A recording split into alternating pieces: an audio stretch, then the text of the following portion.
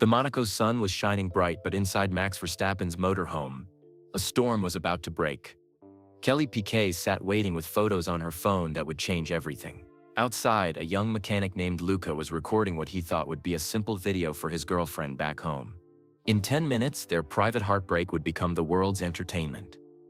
The three-time Formula One champion's reputation would be in ruins. A love story 3 years in the making would shatter into pieces. But what the viral video captured was only part of the truth. The missing footage held a secret so beautiful, so romantic, that when it was finally revealed, it would prove that sometimes our worst nightmares lead to our greatest dreams.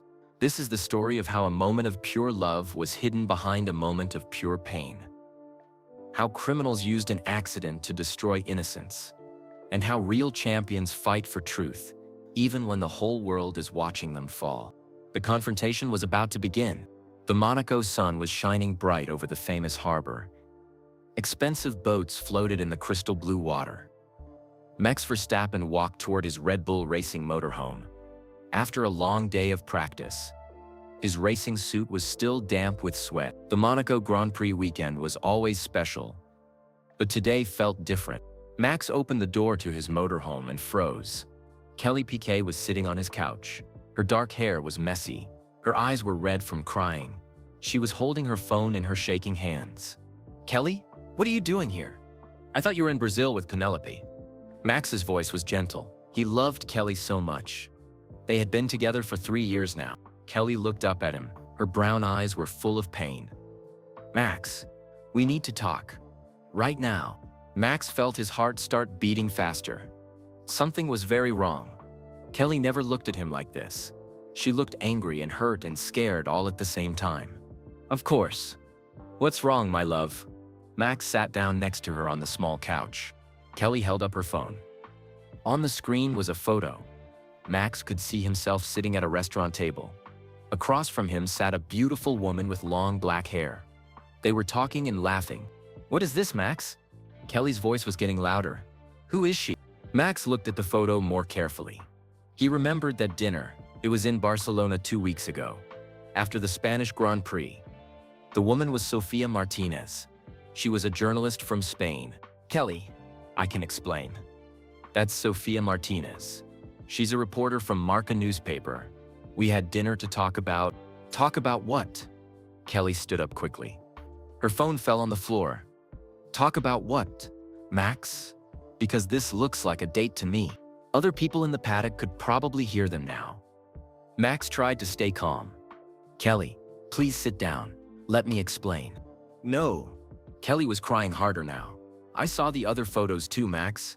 You two looked so happy together. So comfortable. Like you've done this before." Max felt confused. "What other photos?" That dinner with Sofia was completely innocent. They talked about his charity work. Sofia was writing a story about F1 drivers who help children. That was all. "Kelly, you have to listen to me. Sofia is just a friend. She's a journalist. We talked about my foundation that helps kids learn racing. That's all it was." Kelly laughed, but it wasn't a happy laugh. It was bitter and sad. "Just a friend?" "Max, look at these photos again. Look at how you're smiling at her. When was the last time you smiled at me like that?" Max felt his chest get tight. This was going all wrong. He loved Kelly more than anything in the world. He would never cheat on her, never. "Kelly, I smile at you like that every day. I love you. Only you. Then why didn't you tell me about this dinner?" Kelly picked up her phone from the floor. Her hands were still shaking. "Why did I have to find out from gossip websites? Why am I always the last to know what my own boyfriend is doing?" Max tried to reach for Kelly's hand, but she pulled away. "I didn't think it was important. It was just work, Kelly. Just an interview about charity." "Just work?" Kelly's voice got even louder. "Max, this woman is beautiful. She's smart. She's young. And you had a romantic dinner with her in Barcelona. How is that just work?" People were definitely listening now. Max could hear voices outside his motorhome. Other team members were probably wondering what was happening. It wasn't romantic. Max stood up too. "Kelly, you're being crazy. I would never..." "Crazy?" Kelly's eyes flashed with anger. I'm crazy for being upset that my boyfriend is sneaking around with other women. I'm crazy for feeling hurt when I see photos of the man I love having dinner dates behind my back. Max realized he had said the wrong thing. Kelly wasn't crazy. She was hurt. She was scared. And he had made it worse. Kelly, I'm sorry. I didn't mean you were crazy. I know what you meant. Kelly walked over to the small table where she had left her purse. She opened it and took out something small and shiny. It was her engagement ring. Max felt like someone had punched him in the stomach. Kelly, no, please don't. I trusted you, Max. Kelly's voice was quieter now, but it was full of pain. For 3 years, I trusted you completely. I moved to Monaco for you. I brought my daughter into our relationship. Penelope calls you her bonus dad. She loves you so much. Tears were running down Kelly's face. Max felt tears in his own eyes too. Kelly, please. I love Penelope. I love you. This is all a big mistake. Kelly looked at the engagement ring in her hand. Max had given it to her 6 months ago on her birthday. It was a beautiful diamond that sparkled in the Monaco sunshine. Maybe the mistake was saying yes when you asked me to marry you. Kelly's voice broke on the last words. Outside the motorhome, Max could hear footsteps. Someone was walking by very slowly, probably trying to listen their fight. Kelly, please don't say that. You know I love you more than racing. More than any. Kelly looked at him one more time. Her face was so sad that Max felt his heart breaking into pieces. If you loved me, you wouldn't have lied to me. If you loved me, you would have told me about her. Kelly threw the engagement ring at Max. It hit his chest and fell to the floor with a tiny sound. The diamond caught the light from the window and sparkled sadly. Kelly, wait. Max bent down to pick up the ring, but when he looked up, Kelly was already at the door. Goodbye, Max. I hope she was worth it. Kelly opened the door and walked out. Max could hear her heels clicking on the pavement as she walked away quickly. Max sat down hard on his couch. He held the engagement ring in his hands and stared at it. This couldn't be happening. This had to be a bad dream. Outside his window, he could hear people talking in excited voices. Someone said, "Did you see Kelly Piquet running past? She looked really upset." Max put his head in his hands. The love of his life was gone. Their wedding was supposed to be in December. Now everything was ruined, and he still didn't understand how a simple dinner with a journalist had destroyed his entire world. What Max didn't know was that 20 feet away, behind another motorhome, a young mechanic named Luca Budadetti was holding his phone. Luca had been trying to record a video for his girlfriend back in Italy. He wanted to show her the glamorous life of Formula One. Instead, he had just recorded the most private and painful moment of Max Verstappen's life. And in 10 seconds, Luca would accidentally change everything forever. Luca Benedetti was nervous. He was only 22 years old, and this was his first season working for Red Bull Racing. Everything about Formula One still amazed him. The fast cars, the famous drivers, the glamorous paddock life. His girlfriend Chiara was back home in Naples, Italy. She worked at her family's pizza shop and dreamed of seeing the F1 world. Luca always sent her videos and photos from the races. Today, he wanted to show her Max Verstappen's motorhome. It was so fancy inside. Luca held up his phone and started recording. "Ciao, Chiara. Look at this amazing place. This is where Max Verstappen relaxes between practice sessions. Can you believe how..." Suddenly, loud voices came from inside the motorhome. Luca could hear a woman crying and shouting. Then he heard Max's voice trying to calm her down. Luca knew he should walk away.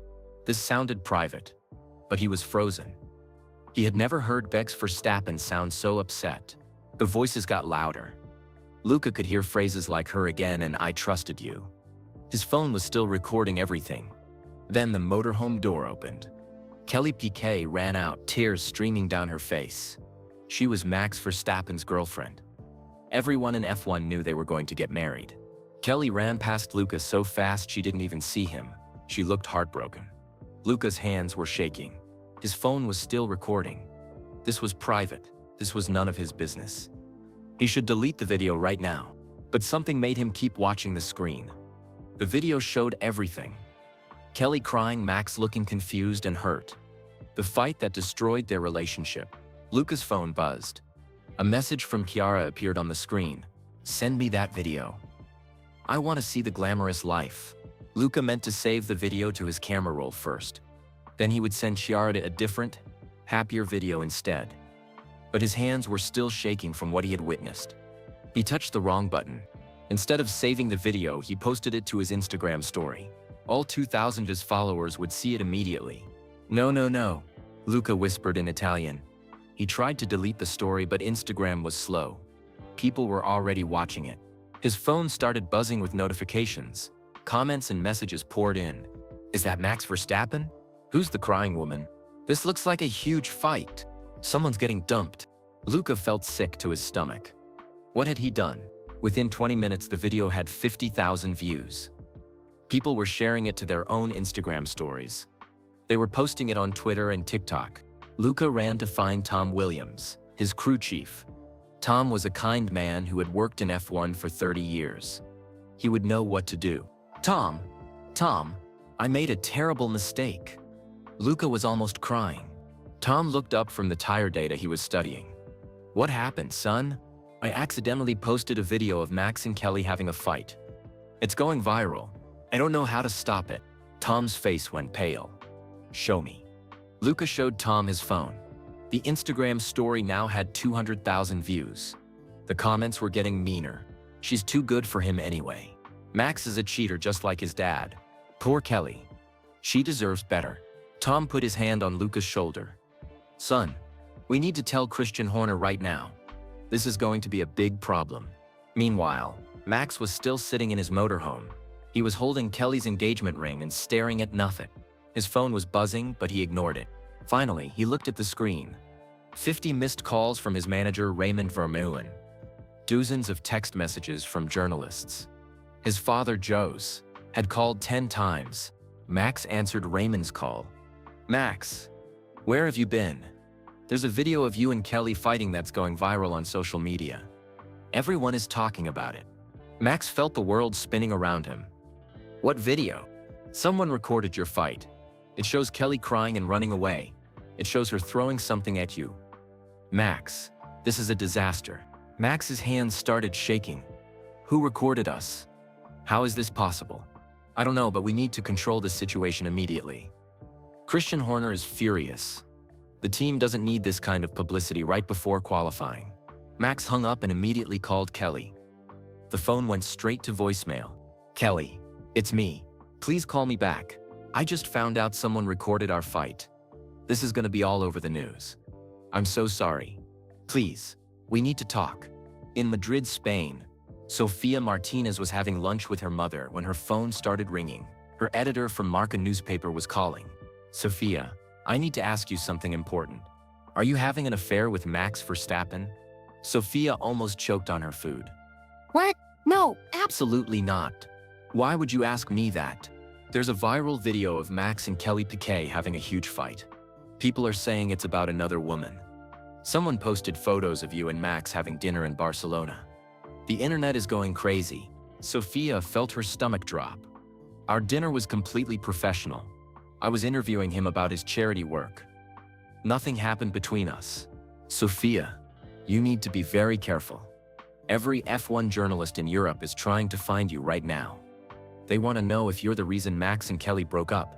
After hanging up, Sofia looked at her mother with worried eyes. Mama, I think I'm in big trouble.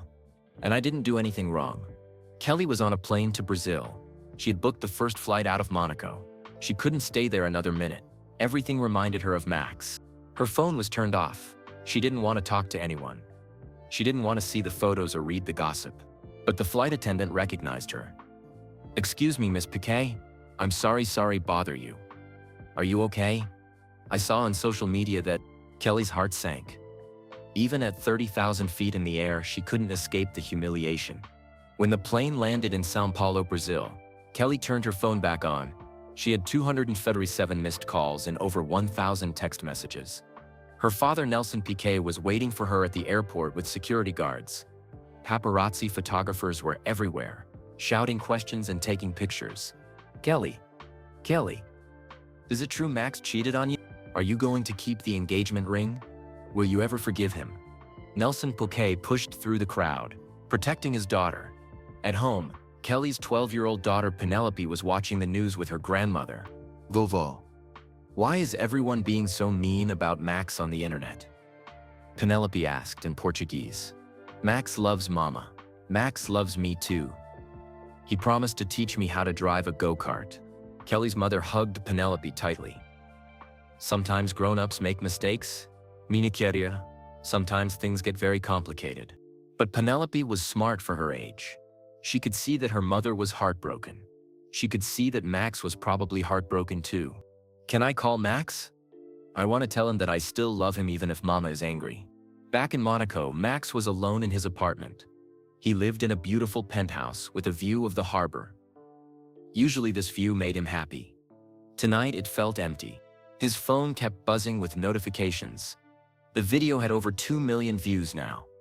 News websites were writing air-quotes about it. F1 fans were taking sides. Some supported Max. Don't judge until you know the whole story. Others supported Kelly. She deserves so much better than a cheater. Max poured himself a glass of water with shaking hands. He looked at Kelly's engagement ring on his coffee table. The diamond sparkled sadly in the lamplight. Outside his window, he could see photographers with long camera lenses trying to take pictures through his windows. His private pain had become entertainment for the whole world. Max had won races in front of millions of people. He had given interviews on live television. He was used to being famous. But this was different. This was his heart breaking, and everyone was watching. His phone rang again. This time it was his father, Jos Verstappen. Max, I'm driving to Monaco right now. Don't talk to any reporters. Don't post anything on social media. We'll figure this out together. After hanging up, Max lay down on his couch and closed his eyes. Just this morning, he had been planning to win the Monaco Grand Prix for Kelly. He wanted to propose to her again after the race, in front of all their friends. Now Kelly was gone. Their relationship was destroyed, and the whole world thought he was a cheater. The worst part was that Max still didn't understand how a simple dinner with a journalist had caused all of this pain. What Max didn't know was that someone had been watching him very carefully for months. Someone who knew about his dinner with Sofia. Someone who wanted to hurt him. And that someone was just getting started. Marcus Weber sat in his Monaco hotel room watching the chaos unfold on his laptop. The viral video had over 5 million views now. News channels across Europe were showing clips of Max and Kelly's fight. Marcus smiled as he sipped his coffee. Everything was going exactly as he had planned. Marcus worked for Red Bull Racing as a marketing coordinator. He had been with the team for 2 years. Everyone thought he was loyal and hardworking. Nobody suspected that Marcus had been stealing money from Max's charity foundation for 8 months. When Sofia Martinez started asking questions about the charity's finances, Marcus knew he was in trouble. Sofia was smart. She was getting too close to discovering his theft. So Marcus had started spreading rumors about Max and Sofia having an affair. He sent anonymous tips to gossip websites.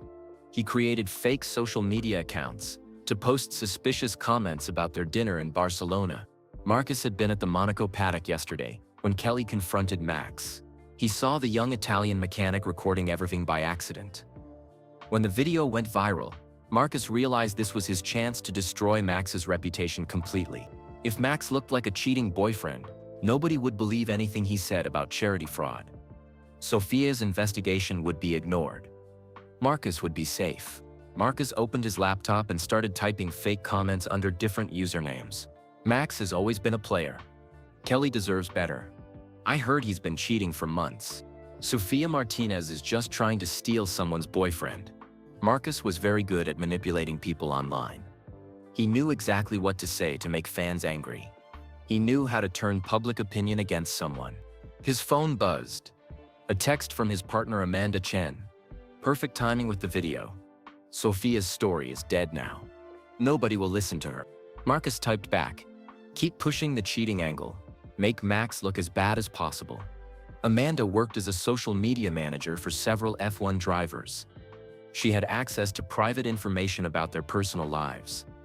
For 2 years, she had been selling secrets to gossip magazines. Together, Marcus and Amanda had created the perfect plan to destroy Max Verstappen's reputation and protect their criminal activities. 3 days before the Monaco Grand Prix, Max arrived at the Circuit de Monaco feeling like a ghost. He hadn't slept in 48 hours.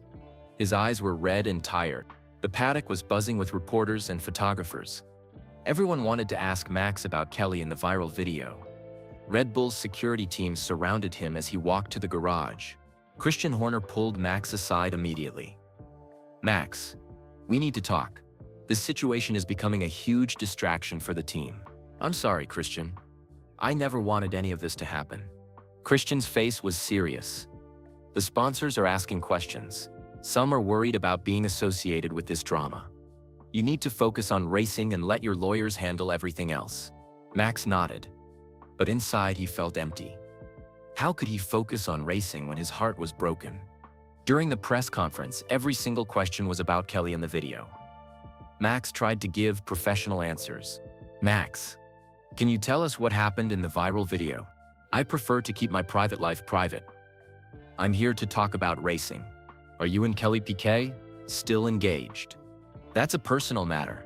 Next question, please. Is it true you're having an affair with Spanish journalist Sofia Martinez?" Max felt anger flash in his chest. "That's completely false. Sofia Martinez is a professional journalist. We had one business dinner to discuss charity work. Nothing more." But the reporters kept pushing. They wanted drama, not truth. After the press conference, Max sat alone in his driver's room. His phone buzzed with a tip from an unknown number. "Stop talking about charity work or things will get worse for you." Max stared at the message. Who would threaten him? And why did they care about his charity work? In Madrid, Sofia Martinez was packing her suitcase with shaking hands. She had made a decision that scared her, but she knew it was right. Sofia was flying to Monaco to clear her name and tell the truth about her dinner with Max. Her editor at Marca had tried to stop her. "Sofia, this is too dangerous. The whole F1 world is watching. If you go to Monaco, everyone will think you're trying to steal Max from Kelly." But Sofia couldn't stay quiet while innocent people suffered. She was a journalist. Finding the truth was her job. Sofia had been investigating Max's charity foundation for 3 months. Something was very wrong with the financial records. Money that was supposed to buy go-karts for poor children was disappearing. Sofia had tried to warn Max about the theft during their Barcelona dinner. She showed him suspicious bank transactions and fake invoices. Max was shocked and grateful for her help. "I trust you to get to the bottom of this," Max had told her. "These kids depend on this money. If someone is stealing from them, we need to stop it." Now Sofia was bringing all her evidence to Monaco. She had bank records, emails, and proof that someone was running a charity fraud scheme. Her lawyer, Maria Santos, was traveling with her. "Sofia, you're very brave to do this. But be prepared for the media circus." Sofia nodded. "I can't let Max take the blame for something he didn't do. And I can't let a thief keep stealing money from children." In São Paulo, Brazil, Kelly was staying at her cousin Isabella's apartment. She couldn't go to her father's house because paparazzi were camping outside. Kelly had watched the viral video hundreds of times. Each time she noticed something new. The way Max looked genuinely confused when she showed him the photos. The way his voice broke when she threw the engagement ring. "Isabella, what if I made a terrible mistake?" Kelly was crying again. Her cousin handed her a cup of coffee. "Kelly, you saw the photos. Max was having dinner with a beautiful woman. You had every right to be upset. But what if it really was just business? What if I ruined everything because I was jealous and scared?" Kelly's phone rang. It was her daughter Penelope calling from her grandmother's house. "Mama, when are you coming home? I miss you. And I miss Max too." Kelly's heart broke all over again. "Soon. Minha very soon." "Mama, why are people on the internet saying mean things about Max? He's a good person. He reads me bedtime stories in Portuguese. He teaches me about racing. He loves us." Out of the mouths of children came the truth that adults couldn't see. Penelope still believed in Max because children judge people by their actions, not by rumors. After hanging up, Kelly made a decision. She needed to watch that viral video one more time, but this time, she would watch it with her heart instead of her anger. Back in Monaco, Luca Benedetti was the most miserable person in the paddock. His girlfriend Chiara had broken up with him over the phone. "Luca, how could you be so stupid? You invaded someone's privacy. You ruined their relationship. I don't want to date someone who would do something so cruel. Luca tried to explain that it was an accident, but Chiara wouldn't listen. She hung up and blocked his number. Tom Williams, the experienced crew chief, found Luca crying behind the garage. Son, I know you're hurting, but you need to tell Max what really happened. He deserves to know it was an accident. Tom, he'll hate me. Everyone will hate me. I destroyed his life. Tom sat down next to Luca. In 30 years of F1, I've learned something important. Mistakes don't define us. How we fix our mistakes defines us. But how can I fix this? The whole world has seen that video. You start by telling the truth. Max Verstappen is a good man. He'll understand that you made a mistake. Tom paused and looked at Luca seriously. But there's something else bothering me about all this. How did gossip websites get those photos of Max and the Spanish journalist so quickly? Someone had to be watching Max very carefully to know about that dinner. Luca looked confused. What do you mean? I mean, someone might be using your accident to hurt Max on purpose. And if that's true, we need to find out who. That evening, Sofia Martinez arrived at Nice airport in France. She would drive to Monaco in the morning. Her phone was buzzing with calls from reporters, but she ignored them all. In her hotel room, Sofia spread out all her evidence on the bed. Bank statements, email printouts, invoice copies. Someone had been very clever about stealing the charity money. The thief had created fake youth racing programs that didn't exist. They had submitted invoices for go-karts that were never delivered. They had even forged Max's signature on approval documents. The total amount stolen was $250,000. That money was supposed to help 50 children across Europe learn how to race. Instead, it had disappeared into someone's private bank account. Sofia had traced the theft back to someone with access to Red Bull's internal systems. Someone who knew Max's schedule and could predict when he would be traveling. Someone who could intercept emails and create fake approvals. The thief wasn't a stranger, it was someone Max trusted. Sofia's phone rang. An unknown number. Miss Martinez, this is Detective Laurent Dubois from Monaco Police. I understand you have information about a financial crime involving Max Verstappen's charity. Can we meet tomorrow? Sofia felt relief wash over her. Finally, someone in authority was taking the theft seriously. Yes, Detective, I have extensive evidence. But I should warn you, I think the thief knows I'm investigating. They might try to stop me from talking to you. Miss Martinez, if you're in any danger, please contact us immediately. Financial crimes often involve desperate people who will do anything to protect themselves. After hanging up, Sofia double-checked the locks on her hotel room door. Somewhere out there, a thief was getting nervous. And nervous criminals were the most dangerous kind. Back in Monaco, Max was alone in his apartment again. The photographers outside his windows had finally given up for the night. Max picked up Kelly's engagement ring from the coffee table. In the lamplight, the diamond looked cold and sad. His phone buzzed with another message from the unknown number. Last warning, stop the investigation or everyone you love will pay. Max stared at the message with growing anger. Someone was threatening him. Someone was trying to scare him into silence. But Max Verstappen had never backed down from a fight on the racing track. He wasn't about to back down from a fight for justice. Max typed back, "Who is this? What investigation?" The response came immediately. "You know exactly what we're talking about. Call off the Spanish journalist or face the consequences." Max's heart started racing. This was about Sofia Martinez and her investigation into his charity.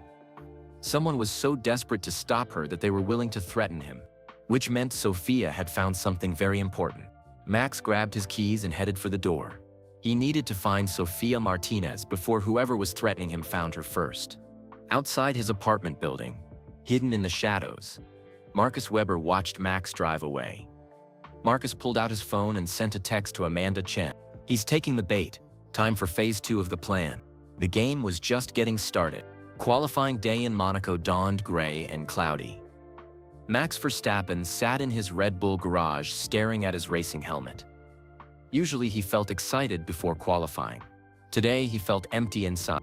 His race engineer Gian Piero Lambiase sat down next to him. GP had worked with Max for years. He could tell something was very wrong. "Max, talk to me.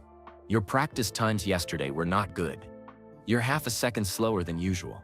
Max rubbed his tired eyes. I can't concentrate, GP. Every time I get in the car, I think about Kelly. I think about that video. I think about everyone hating me. The fans don't hate you, Max. Real fans know you're a good person. But Max wasn't so sure. When he walked through the paddock this morning, some people stared at him like he was a stranger.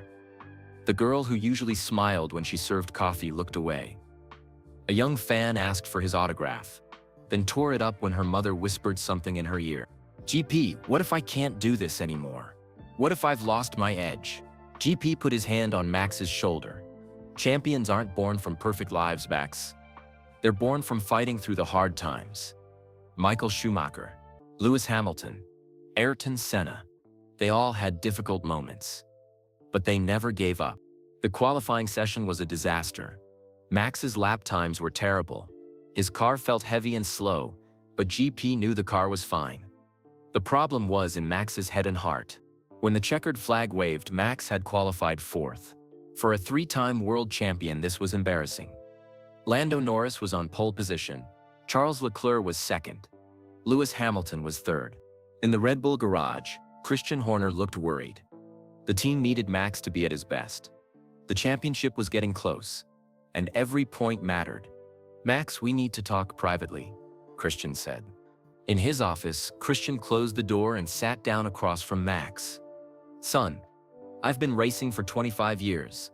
I've seen drivers go through divorces, family problems, public scandals, but champions find a way to separate their personal life from their professional life. I'm trying, Christian. But everywhere I look, people are judging me for something I didn't do. Then prove them wrong. Show them who Max Verstappen really is. Win races. Be professional. Let your actions speak louder than gossip. After the meeting, Max walked through the Monaco paddock alone. He needed air. He needed space to think. That's when he saw her. Sofia Martinez was walking toward the paddock entrance with a woman in a business suit. Even from far away, Max could see that Sofia looked scared but determined. Max jogged over to them. Sofia, what are you doing here? Sofia looked surprised to see him. Max, I came to clear both our names. This is my lawyer, Maria Santos. We have evidence about your charity that you need to see. Maria Santos stepped forward. Mr. Verstappen, someone has been stealing money from your foundation for months. Miss Martinez has documented proof. Max felt his heart start beating faster. Show me everything. They found a quiet corner in the Red Bull hospitality unit. Sofia opened her laptop and showed Max bank statements, fake invoices, and forged documents. Someone has stolen $250,000 from your charity, Max. Money that was supposed to buy go-karts for children in Amsterdam, Naples, Barcelona, and other cities. Max stared at the evidence in shock. Who would do this? Who has access to my charity accounts? Someone who works closely with you. Someone who knows your schedule and can forge your signature. Someone who has access to Red Bull's internal systems. Maria Santos handed Max a legal document. We're filing a police report this afternoon. Detective Laurent Dubois from Monaco Police will investigate. Max felt anger building in his chest. Bad enough that someone had destroyed his relationship with Kelly, but stealing money from children? That was evil. Sofia, I'm so sorry you got dragged into this mess. Our dinner in Barcelona was completely innocent. I know that, Max, and soon everyone else will know it too. Meanwhile, in São Paulo, Brazil, Kelly was having breakfast with her cousin Isabella. The TV was on in the background, showing highlights from Monaco qualifying. Kelly watched Max climb out of his race car after qualifying fourth. Even on television, she could see that he looked defeated and sad. He looks terrible, Kelly whispered. Isabella muted the TV. Kelly, you've been watching that viral video for 3 days straight. What are you seeing that you didn't see before? Kelly pulled out her phone and played the video again. But this time, she watched Max's face very carefully. Look at his expression when I show him those photos. Isabella, he looks genuinely confused. Not guilty, not caught, just confused. So what are you saying? I'm saying maybe Max was telling the truth. Maybe that dinner really was just business. Maybe I destroyed our relationship because I was jealous and paranoid. Kelly's phone rang. It was her daughter Penelope. Mama, I just saw Max on TV. He looked so sad. Vavo says he's having a hard time racing because his heart is broken. Kelly felt tears start to form. Penelope, what do you think about Max? Tell me honestly. Mama, Max loves us. When you were sick last month, he brought me to school every day and made my lunch.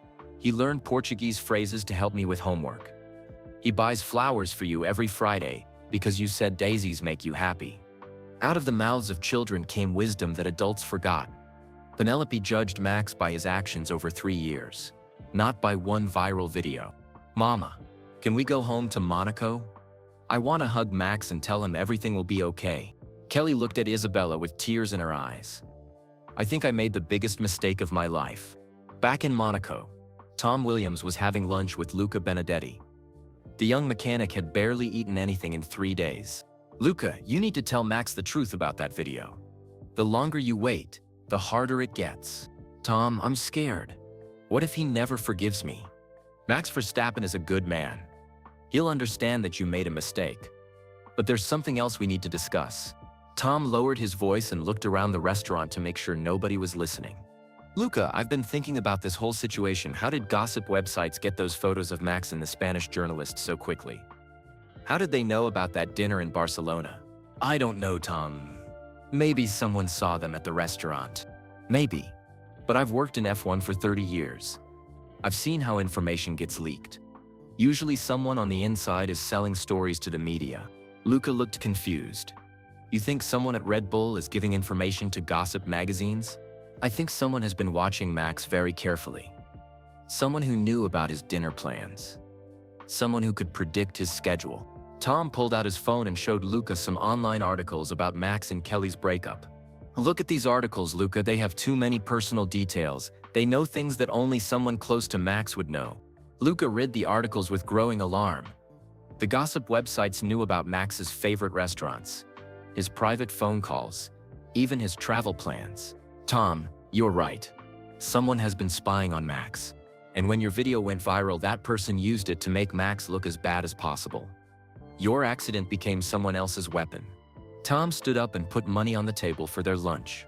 Come on, Luca. We're gonna find Max and tell him everything. It's time to start fighting back. At Red Bull headquarters, Dr. Sarah Mitchell was reviewing performance data with Christian Horner. Dr. Mitchell was a sports psychologist who worked with several F1 drivers. Christian, Max's qualifying performance today was the worst I've seen from him in 2 years. His reaction times were slow, his decision-making was poor, and his confidence is completely shattered. How do we fix this before the race tomorrow? Max needs to resolve his personal situation. Champions can compartmentalize for a while, but eventually emotional stress affects physical performance. Max is carrying too much pain right now. Dr. Mitchell showed Christian some data on her tablet. Look at his heart rate during qualifying. It was 20% higher than normal. That's not racing adrenaline. That's anxiety and stress. What do you recommend? Max needs to talk to someone he trusts. He needs to process what's happened to him. And if possible, he needs to reconcile with Kelly Piquet. Their relationship was the foundation of his emotional stability. Christian nodded. I'll talk to Max tonight. This team needs him at his best. That evening, Max was alone in his motorhome when Tom Williams knocked on the door. Luca Benedetti was standing behind Tom, looking terrified. Max, we need to talk to you about the viral video, Tom said. Max let them in and sat down heavily. What about it? Luca stepped forward, his voice shaking. Max, I'm the one who recorded the video. It was an accident. I was trying to film something for my girlfriend, and I accidentally posted it to Instagram instead of saving it. Max stared at Luca in surprise. You recorded my private conversation? I'm so sorry, Max. I never meant for anyone to see it. I tried to delete it, but it was too late. It had already gone viral. Max felt a mix of anger and relief. Anger that his privacy had been invaded. Relief that it wasn't a deliberate attack. Luca, that video destroyed my relationship. It ruined my reputation. Do you understand what you've done? Tears were streaming down Luca's face. I know, Max. I know, and I'm so sorry. I would do anything to take it back. Tom stepped forward. Max, there's more. We think someone has been using Luca's mistake to hurt you on purpose. Someone has been feeding personal information about you to gossip websites. Max looked up with interest. What do you mean? The articles about you and Kelly contain details that only someone close to you would know. Someone has been watching you, studying your schedule, learning your private business. Max thought about the threatening text messages he had received. Someone has been sending me anonymous threats, telling me to stop investigating my charity. Tom and Luca exchanged worried looks. Max. Tom said, I think you have an enemy inside your own team. Max's phone buzzed with another text from the unknown number. The Spanish journalist is in Monaco. Stop her from talking to police or everyone you love will pay the price. Max showed the message to Tom and Luca. All three men realized they were dealing with something much bigger and more dangerous than a simple viral video. Somewhere in Monaco, someone was watching Max very carefully. Someone who was willing to destroy lives to protect their secrets. The race tomorrow would be the least of Max's worries. Race day in Monaco began with dark storm clouds over the Mediterranean Sea. Max Verstappen woke up at 5 a.m. in his apartment, staring at the ceiling. He had barely slept all night. The threatening text messages kept coming every hour. Last chance. Stop the investigation. Your girlfriend is already gone. Your career could be next. Smart drivers know when to quit. Max got dressed in his Red Bull racing suit and looked at himself in the mirror. He looked tired and worried. This wasn't how a world champion should look on race day. His phone rang. It was his father, Jos Verstappen. Max, I'm flying to Monaco this morning. I saw your qualifying time yesterday. Something is very wrong. Papa, I can't focus. Someone is threatening me. Kelly is gone. Everything is falling apart. Son, I raised you to be a fighter. On the track and off the track. Don't let anyone destroy what you've built. After hanging up, Max grabbed Kelly's engagement ring from his coffee table. He had been carrying it in his pocket for 3 days, like a good luck charm that had lost its magic. Today, he would either find the strength to fight back or lose everything he cared about.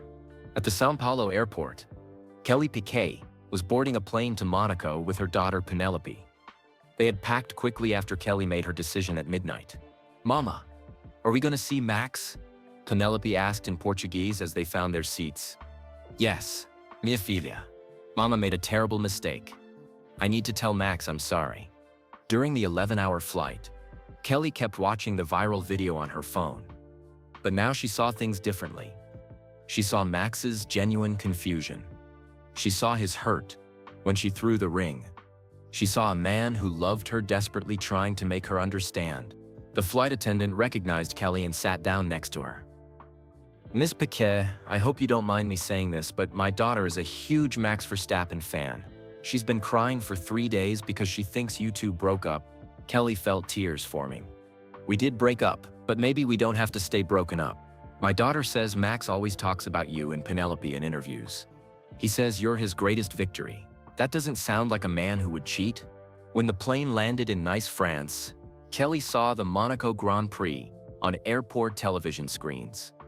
The race was starting in 2 hours. Max was starting from 4th position, his worst qualifying in months.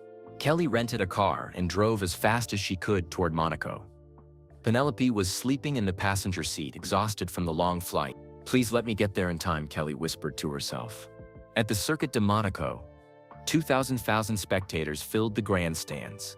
The Monaco Grand Prix was the most prestigious race in Formula One, but Max felt completely alone in his Red Bull car. In the garage, Christian Horner was talking to the team radio engineers. Give Max constant encouragement today. His confidence is shattered. He needs to remember why he's a champion. GP Max's race engineer tested the radio connection. Max, can you hear me clearly? Yes, GP. I can hear you. Remember, you're starting P4, but this is Monaco. Anything can happen. Stay patient and wait for opportunities. But Max wasn't feeling patient. He was feeling desperate. Every second he sat in the car, he thought about the threatening messages. He thought about Sofia Martinez meeting with police today. He thought about Kelly flying somewhere far away from him. 20 minutes before the race start, Tom Williams found Christian Horner in the garage. Christian, we need to talk privately. It's about Max and the viral video situation. They went into a quiet office behind the garage. Tom explained everything. Luca's accidental recording, the suspicious Scatship's articles, the anonymous threats. Tom, are you telling me someone inside Red Bull is sabotaging Max? I think someone has been watching Max for months. Someone who knew about his dinner with Sofia Martinez. Someone who could predict his schedule and access his personal information. Christian's face turned pale. If that's true, we have a serious security problem. Who has that level of access to Max's life? Someone. In marketing or communications, someone who works with Max's charity foundation. Someone who travels to races and knows the paddock well. Christian picked up his phone. I'm calling our security team right now. We need to investigate everyone who has access to Max's personal schedule. Meanwhile, Sofia Martinez was sitting in a Monaco police station with Detective Laurent Dubois. Her evidence was spread across a conference table. Bank statements, fake invoices, email printouts. Miss Martinez, this is extensive fraud, Detective Dubois said in accented English. The person who did this is very sophisticated. Detective, I've traced the stolen money to several fake bank accounts. But I need more time to find out who controls those accounts. We'll subpoena the bank records immediately. But I must warn you, financial crimes like this often involve dangerous people. Are you sure you're safe in Monaco? Sophia showed the detective her phone. I've been getting strange calls all morning. Someone keeps calling and hanging up. I think the thief knows I'm here. Detective Dubois assigned a plainclothes officer to protect Sophia. Officer Moreau will stay with you today. Don't go anywhere alone. As they left the police station, Sophia checked her phone. The Monaco Grand Prix was about to start. She felt guilty that Max had to race while dealing with this criminal investigation. I hope Max can focus on driving, Sophia told Officer Moreau. He's been through enough trauma. Back at the racetrack, the Monaco Grand Prix was beginning. The cars lined up on the starting grid as 200,000 fans held their breath. Max was in fourth position behind pole-sitter Lando Norris, Charles Leclerc, and Lewis Hamilton. The Dutch fans in the grandstands were wearing orange shirts, but many looked worried about their hero. GP's voice came through Max's radio headset. Max, remember what you told me when you won your first championship. You said racing is about more than speed. It's about heart. Max gripped his steering wheel tighter. GP was right. He had been racing with fear instead of heart. The red lights began to appear above the starting line. 5 red lights, one by one. And it's lights out and away we go for the Monaco Grand Prix. Lando Norris got a perfect start from pole position. Charles Leclerc stayed in second, but Lewis Hamilton had a slow start, and Max saw his chance. Max dove to the inside of turn 1 and passed Lewis cleanly. He was now in third position after just one corner. Great move, Max, GP shouted over the radio. That's the Max Verstappen we know. For the first time in days, Max felt a spark of his old confidence return. But the race was just beginning. And Monaco was notorious for being difficult to overtake on. Max was stuck behind Charles Leclerc's Ferrari, unable to find a way past. On lap 15, Max's radio crackled with GP's voice. Max, we have information that might interest you. Tom Williams says Kelly Piquet just landed at Nice Airport. She's driving to Monaco right now. Max's heart jumped. Are you serious? Tom saw it on social media. Kelly posted a photo from the Nice airport. She's coming back, Max. Suddenly, Max felt energy flowing through his body. Kelly was coming back. Maybe she realized the truth. Maybe there was still hope for their relationship. Max started pushing harder, trying to find a way past Leclerc. But Monaco's narrow streets made overtaking nearly impossible. On lap 25, disaster struck. Max was following Leclerc too closely through the swimming pool section. When Leclerc braked suddenly for a slow backmarker, Max had nowhere to go. Max's front wing clipped Leclerc's rear tire. Both cars spun sideways. Max's Red Bull hit the barrier hard with a loud crash. Red flag! Red flag! GP shouted over the radio, Max, are you okay? Max climbed out of his damaged car. Unhurt but devastated. His race was over. His championship hopes were damaged. Everything was falling apart. The crowd in the grandstands was silent. Even the fans who didn't support Max felt bad for him. Everyone could see he was going through a difficult time. In the Red Bull garage, Christian Horner watched the crash replay with a sick feeling in his stomach. Max had been driving with emotion instead of logic. The team needed their star driver to be mentally strong. Tom Williams ran over to Christian. "I just got a call from Detective Dubois at Monaco Police. They've identified the charity thief." "Who is it?" "Marcus Weber from our marketing department. The police are arresting him right now." Christian felt shock and anger. "Marcus? He's worked with Max's foundation for 2 years. We trusted him completely." "There's more, Christian. Marcus wasn't working alone. He had a partner who helped him get access to Max's personal information." Before Christian could ask more questions, his phone rang. It was his head of security. "Christian, we have a problem. Marcus Weber isn't in his hotel room. He checked out this morning and disappeared. The police can't find him anywhere." Christian's blood went cold. Marcus knew he was caught. Desperate criminals did dangerous things when cornered. "Find Max immediately," Christian told Tom. "If Marcus is desperate enough to steal from children, he might be desperate enough to hurt Max." Meanwhile, Max was walking back to the Red Bull garage through the paddock. He was still wearing his racing helmet, feeling embarrassed and defeated. That's when he saw her. Kelly Piquet was standing near the garage entrance with Penelope. Both of them looked tired from their long journey. But they were there. Max stopped walking. For a moment, he couldn't believe his eyes.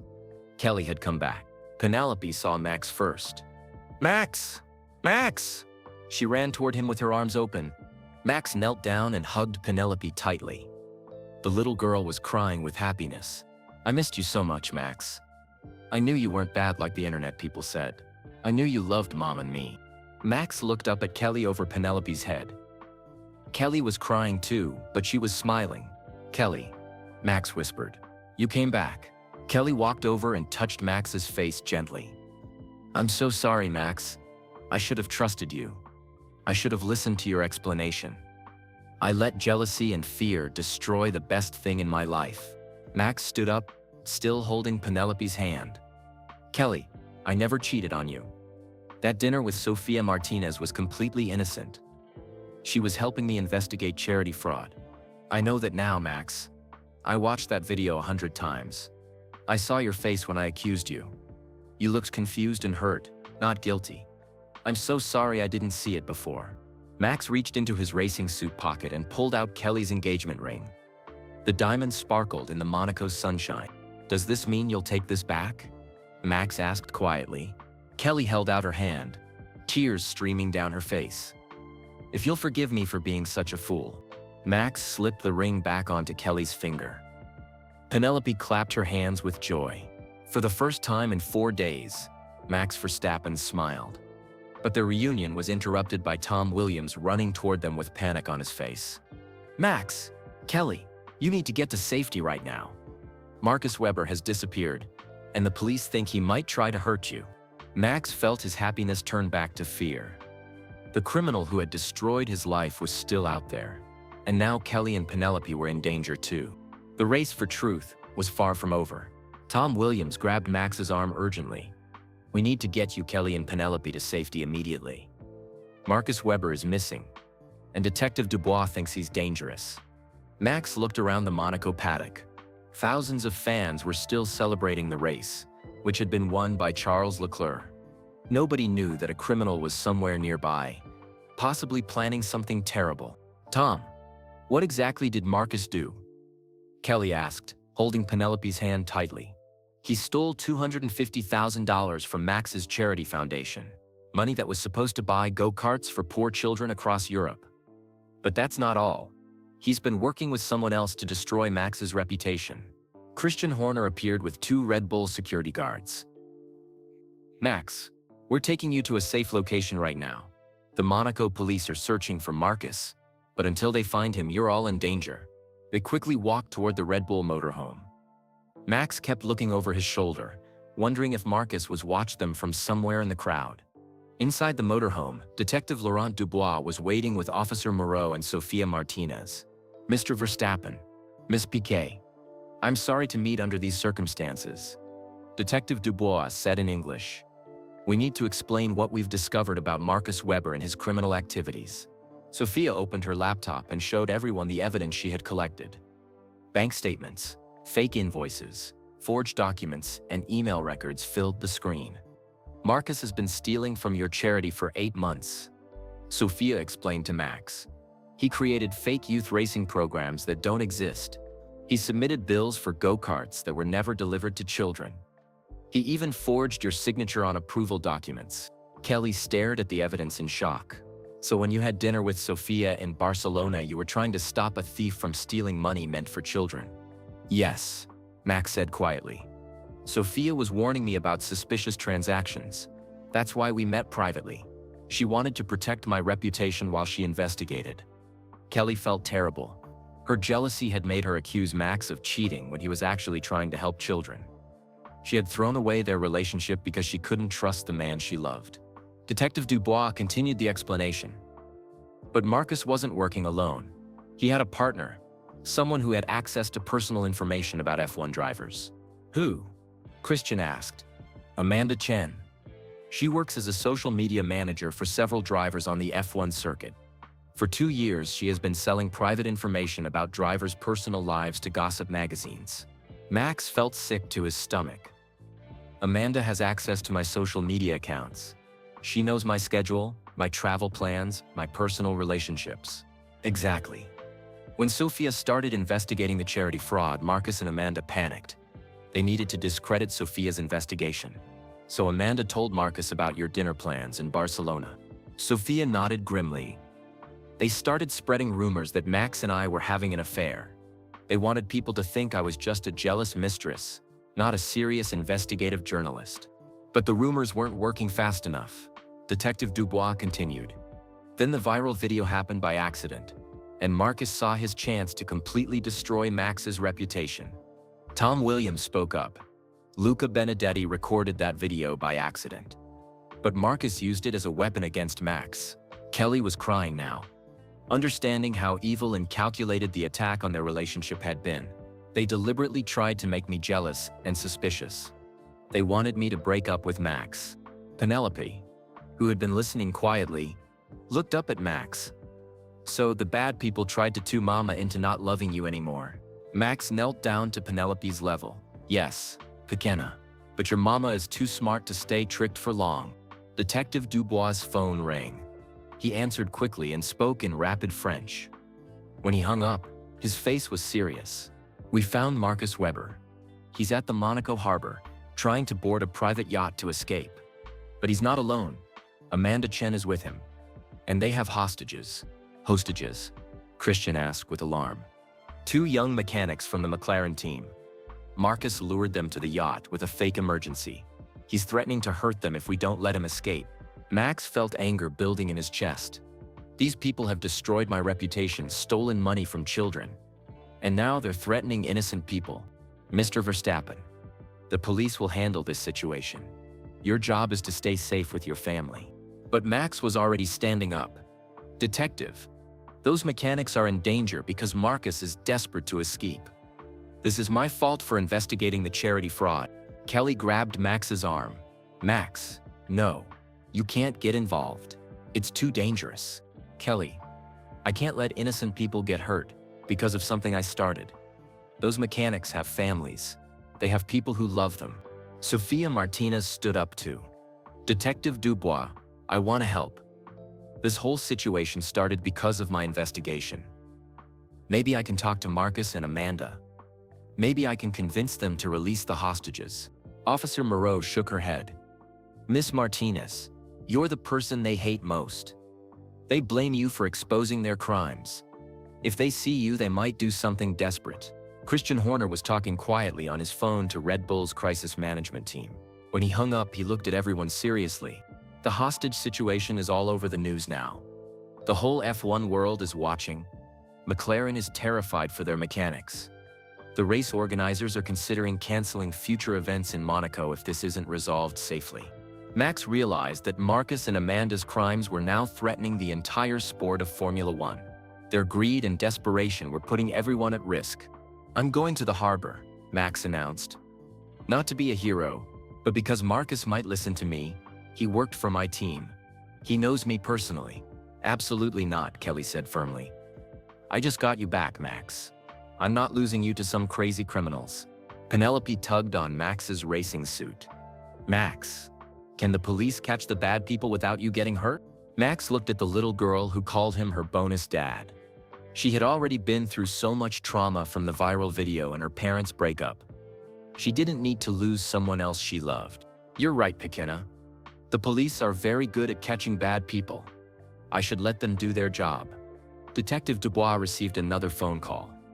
This time he looked relieved when he hung up. Good news. The Monaco police have surrounded the yacht. Marcus and Amanda are trapped.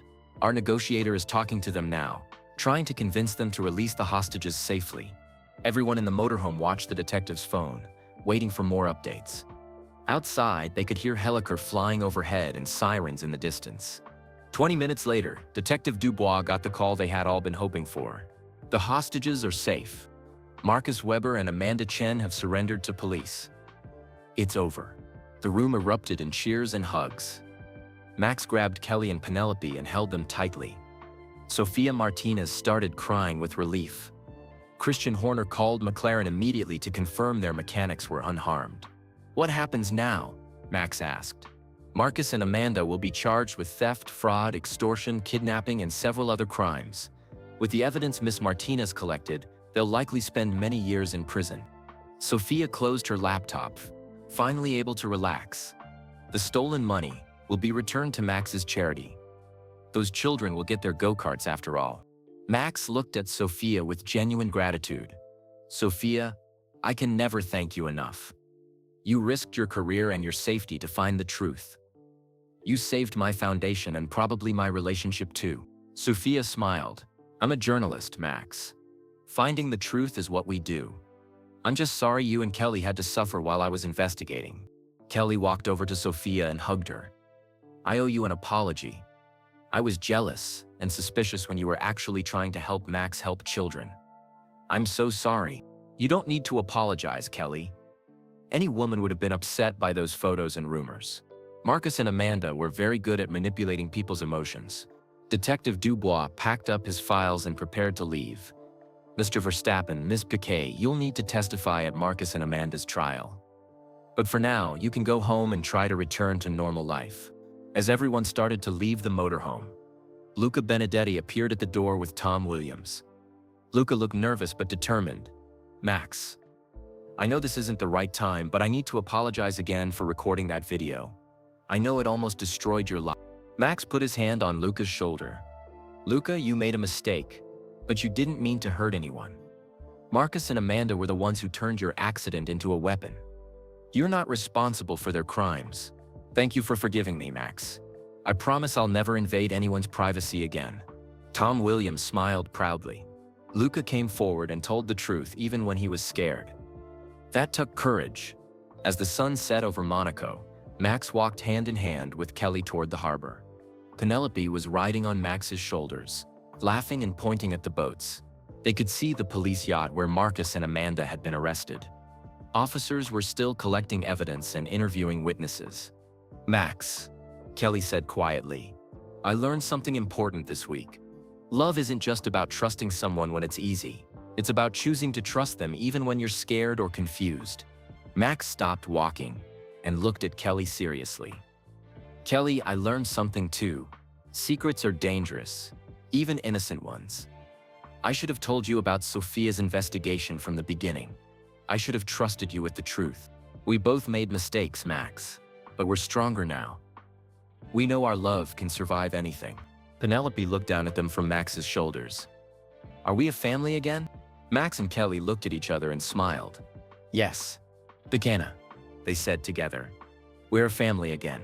As they walked back toward Max's apartment, Kelly's engagement ring sparkled in the Monaco streetlights. The diamond that had been thrown in anger was now a symbol of forgiveness and second chances. The viral video that had tried to destroy their love had ended up proving that real love always finds a way to survive. 2 days after Marcus Weber and Amanda Chen were arrested, Max woke up in his Monaco apartment feeling different. For the first time in a week, he didn't check his phone immediately for threatening messages. Kelly was sleeping peacefully next to him, her engagement ring catching the morning sunlight.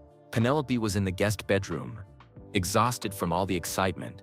Last night, she had insisted on staying up late to help Max and Kelly plan their new charity event for the children who would finally receive their go-karts. Max's phone buzzed with a text from Christian Horner.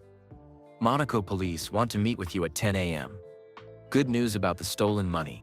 At the Monaco police station, Detective Laurent Dubois was smiling when Max and Kelly arrived.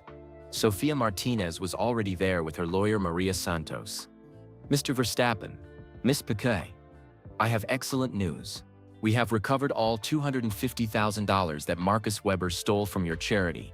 The money was hidden in offshore bank accounts, but our financial crimes unit traced every euro. Max felt a huge weight lift from his shoulders. Detective, what about the children who were supposed to get go-karts months ago? That's the best part. With Marcus and Amanda in custody, their full criminal network has been exposed. They weren't just stealing from you, Mr. Verstappen. They were running charity fraud schemes against 3 other F1 drivers too. Sofia opened her laptop and showed them new evidence. Lewis Hamilton's Environmental Foundation, Charles Leclerc's education charity, and Lando Norris's mental health program. Marcus and Amanda stole from all of them. How much money total? Kelly asked. Over $800,000 across all the fraudulent activities, Detective Dubois replied. All of it will be returned to the legitimate charities. Hundreds of children and young people will benefit. Max shook his head in amazement. So Sofia's investigation didn't just save my foundation. It saved multiple charities. That's correct. Miss Martinez's work has become the biggest charity fraud investigation in F1 history. Sofia looked embarrassed by the praise. I was just doing my job as a journalist. I couldn't let thieves steal money meant for children. Detective Dubois handed Max a thick folder. Mr. Verstappen, these are all the fake documents Marcus created using your name and signature. You'll need these for the trial testimony. Max flipped through the papers, seeing his forged signature on dozens of fake invoices.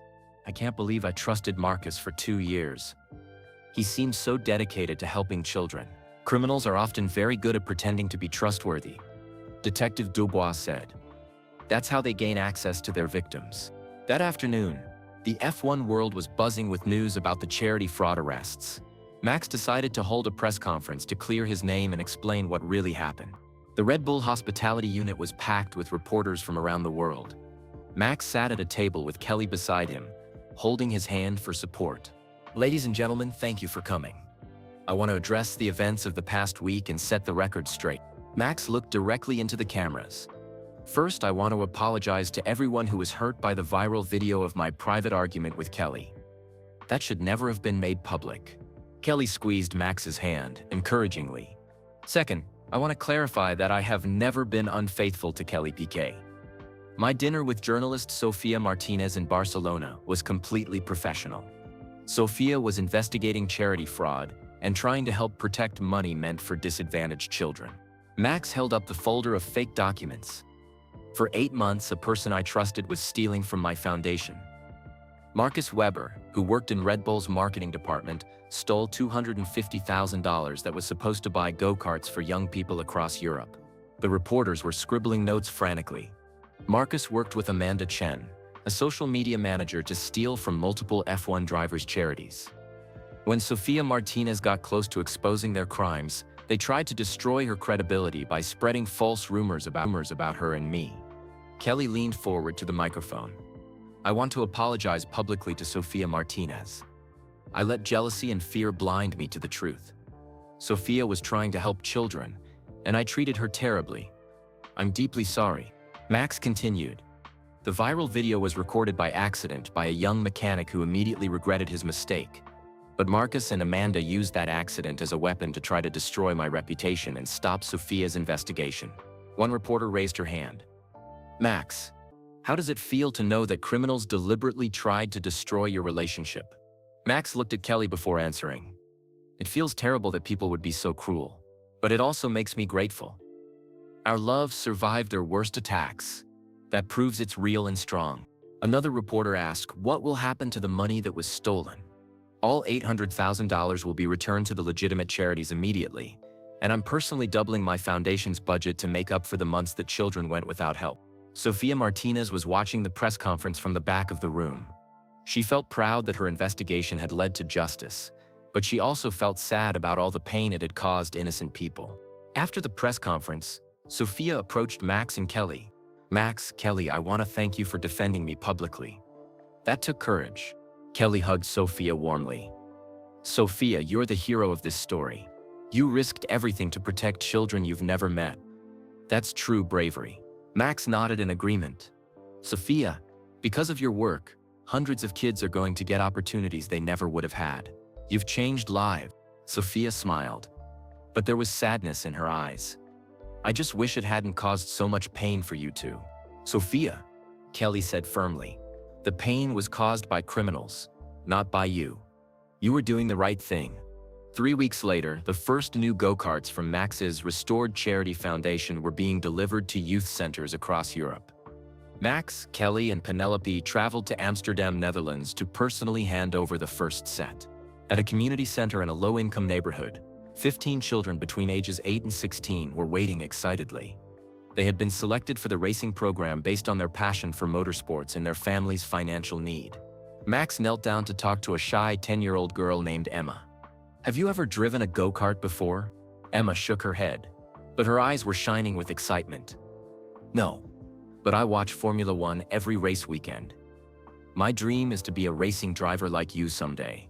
Well, Emma, today, your dream starts becoming real.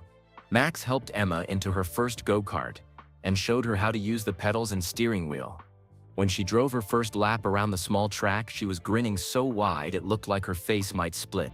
Kelly and Penelope watched from the sidelines, both crying happy tears. Mama, look how happy that little girl is, Penelope said in Portuguese.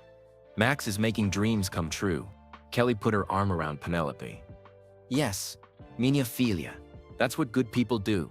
They help other people's dreams come true. After the Amsterdam event, they traveled to Naples, Italy, then to Barcelona, Spain. At each location, children who had been waiting months for their go-karts finally got to start racing. In Naples, they met 14-year-old Marco, whose family worked in a pizza restaurant. Marco had been building model race cars from cardboard boxes because he couldn't afford real racing equipment. Marco, Max said, I heard you built your own racing simulator using old computer parts and cardboard. Show me how it works.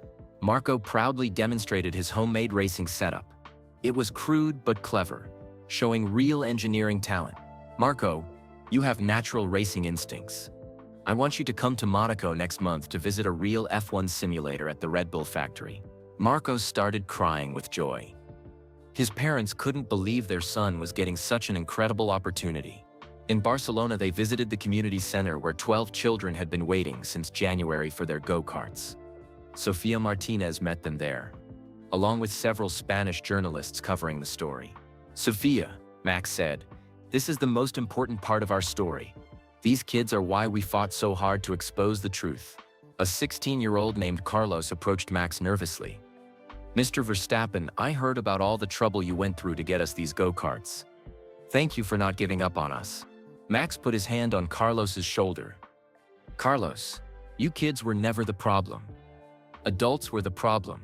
You deserved these opportunities months ago. Carlos climbed into his go-kart for the first time and took off around the track like he had been racing for years. The other children cheered and clapped. Sofia was taking notes and photos for her follow-up article. This story would show the world the positive ending to her investigation. Max, Sofia said, watching these children reminds me why journalism matters. When we expose the truth, real people benefit. Kelly walked over to Sofia. Sofia, I have a question for you. What are you working on next? Actually, I'm investigating youth sports programs across Europe that might have similar fraud problems. Your charity wasn't the only target. Max looked interested. Sofia, would you like to be the official investigative journalist for the F1 Drivers Charity Alliance? We could use someone we trust to make sure our money always goes to the right places. Sofia's eyes lit up. Max, that would be an honor. But are you sure you want to work with the person who caused so much chaos in your life? Kelly laughed. Sofia, you didn't cause chaos. You exposed chaos that was already there. There's a big difference. That evening in their Barcelona hotel, Max and Kelly were planning their wedding. The ceremony had been postponed because of all the drama, but now they were ready to celebrate their love publicly. Max, Kelly said, looking at her engagement ring, I want to do something special at our wedding. I want to invite all the children from the charity programs. I want them to see that dreams really do come true. Max smiled and kissed Kelly's forehead. That's a beautiful idea. But are you sure you want 200 excited kids at our wedding? Penelope looked up from her coloring book. Max, can I be in charge of teaching the little kids how to dance? I know all the best songs. Of course, Piquet. You can be our official wedding dance instructor. Kelly's phone buzzed with a message from her father, Nelson Piquet, in Brazil. He had been following the charity fraud story and was proud of how Max and Kelly had handled the crisis.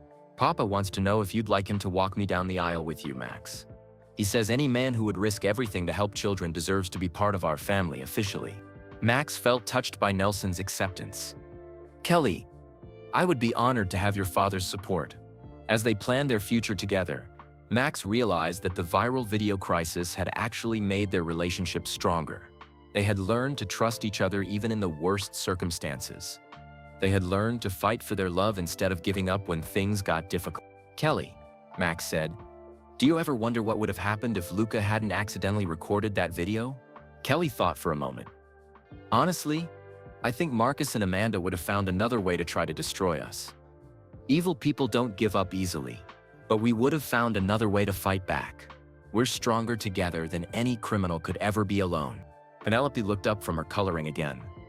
Max, Mama, are you done being sad now? Can we go get ice cream and be happy? Max and Kelly looked at each other and laughed. Children had a way of cutting through all the complicated adult emotions and getting straight to what mattered most.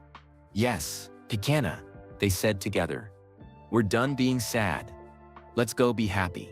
As they walked through the Barcelona streets holding hands, with Penelope skipping ahead of them, Max realized that this was what victory really looked like. Not trophies or championships, but the simple joy of being with the people you love most. The viral video that had tried to tear them apart had ended up bringing them closer together than ever before. 3 weeks after the Barcelona charity event, Max Verstappen stood on the starting grid at the Canadian Grand Prix in Montreal. The morning air was cool and fresh, but Max felt nervous in a way he hadn't experienced in years. This was his first race since the Monaco disaster. His first race since the world learned the truth about Marcus Webber's crimes. His first race with Kelly and Penelope back in his life. Kelly was in the Red Bull garage wearing a team headset so she could listen to Max's radio communications. Penelope sat next to her with her own small headset, clapping excitedly as the other cars lined up on the grid. Max sounds different today, Kelly told Christian Horner. More relaxed but also more focused. Christian nodded. Max has been through hell these past few weeks, but sometimes difficult experiences make champions even stronger. On the grid, Max closed his eyes and took deep breaths. For the first time in a month, his mind was completely clear. No more threatening text messages. No more worrying about criminals. No more doubting Kelly's love. GP's voice came through his radio. Max, how are you feeling today? GP, I feel like myself again. Like the real Max Verstappen. Good. Remember, you qualified P3 today. That's much better than Monaco. Trust your instincts and drive with your heart. The Canadian Grand Prix began with Max making a perfect start.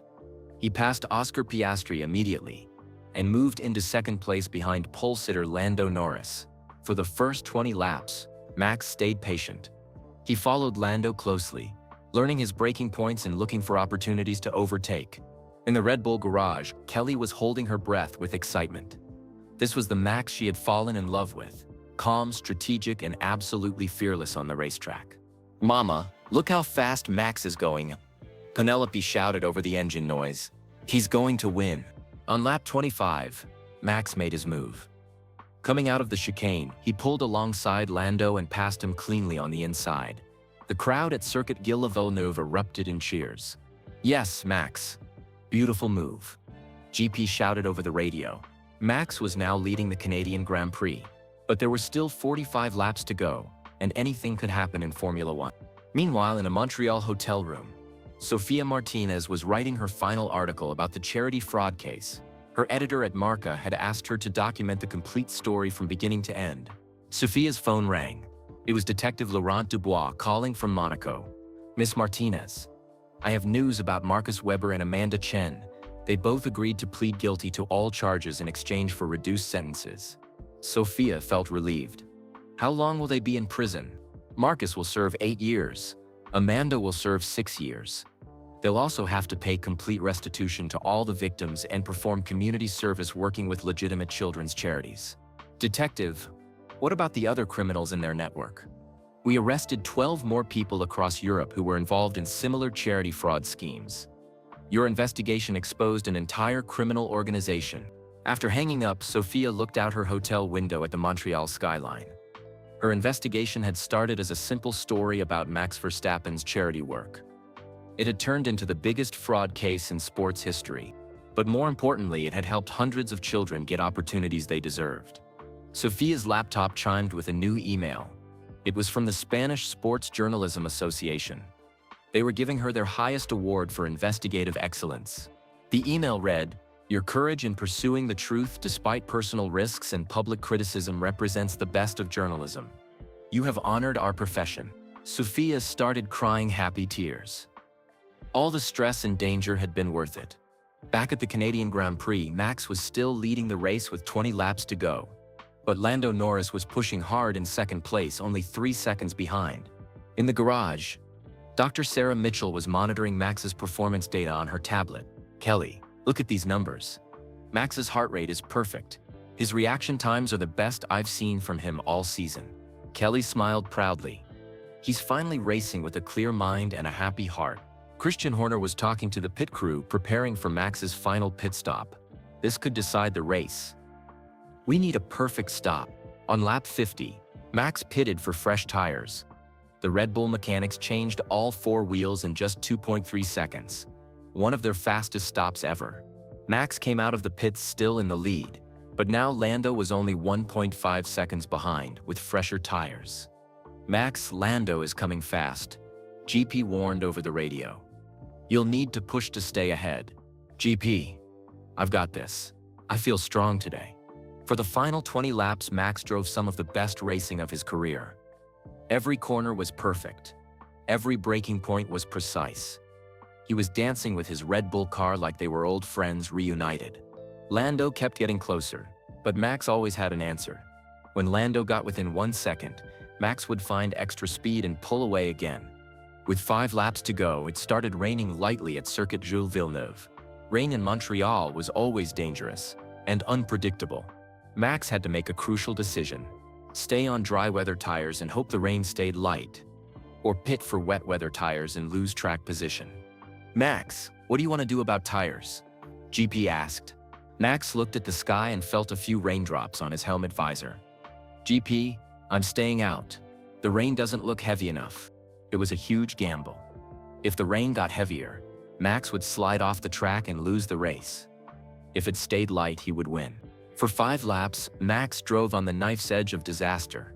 His car was sliding sideways through corners, but he kept it on the black line through pure skill and determination.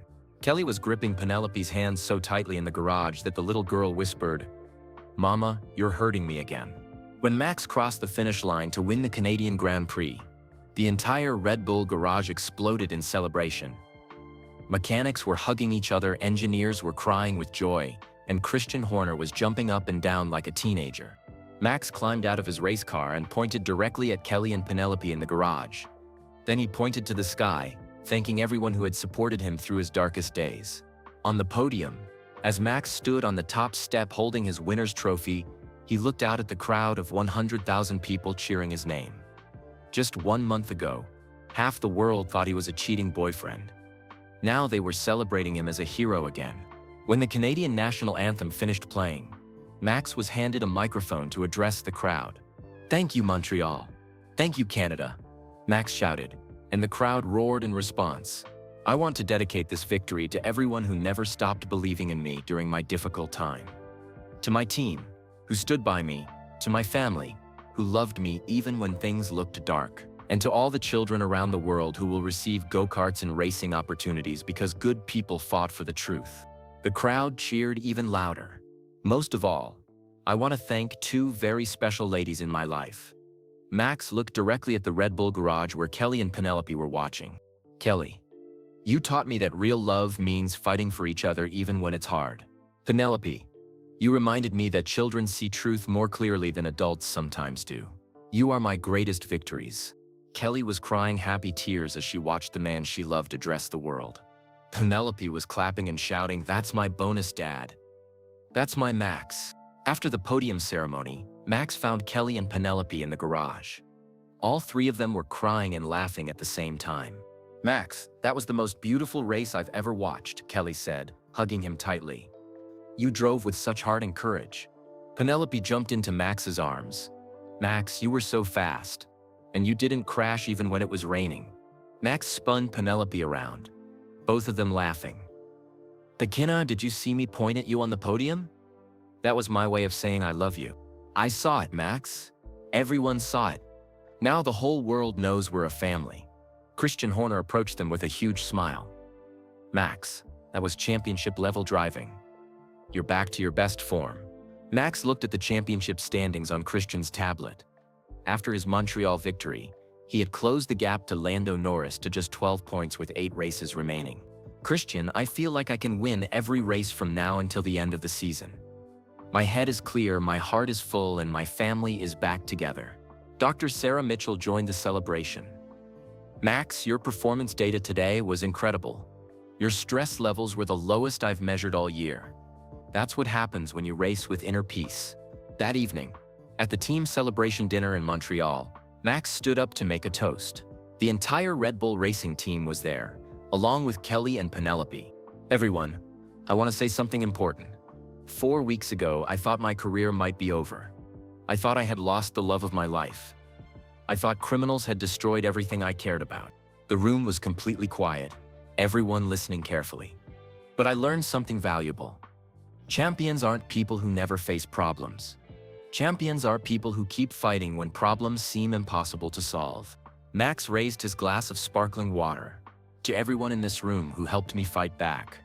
To Kelly, who came back even when it was hard. To Penelope, who never stopped believing in me. To Sofia Martinez, who risked everything to find the truth. To Detective Dubois and the Monaco police, who brought criminals to justice." Everyone in the room raised their glasses. "And to all the children who will get go-karts and racing opportunities because we never gave up on what's right. This victory belongs to all of us." The entire room erupted in applause and cheers. Max had won more than just a race today. He had won back his life, his love, and his faith in justice. As the celebration continued around them, Max and Kelly stepped onto the restaurant's balcony, overlooking the Montreal city lights. "Max," Kelly said softly, "do you remember what you told me the night you proposed? You said that winning races was nothing compared to winning my heart." Max smiled and touched Kelly's engagement ring. "I remember everything about that night. Well, today you won both. You won the race, and you won my heart all over again." Max kissed Kelly gently as fireworks exploded over Montreal in celebration of the Grand Prix weekend. In just 1 month, Max had gone from his lowest point to one of his highest peaks. The viral video that was meant to destroy him had actually made him stronger, wiser, and more determined than ever before. The road back to glory had been painful, but it had been worth every difficult step. 6 weeks after his Canadian Grand Prix victory, Max Verstappen arrived at Silverstone Circuit in England for the British Grand Prix.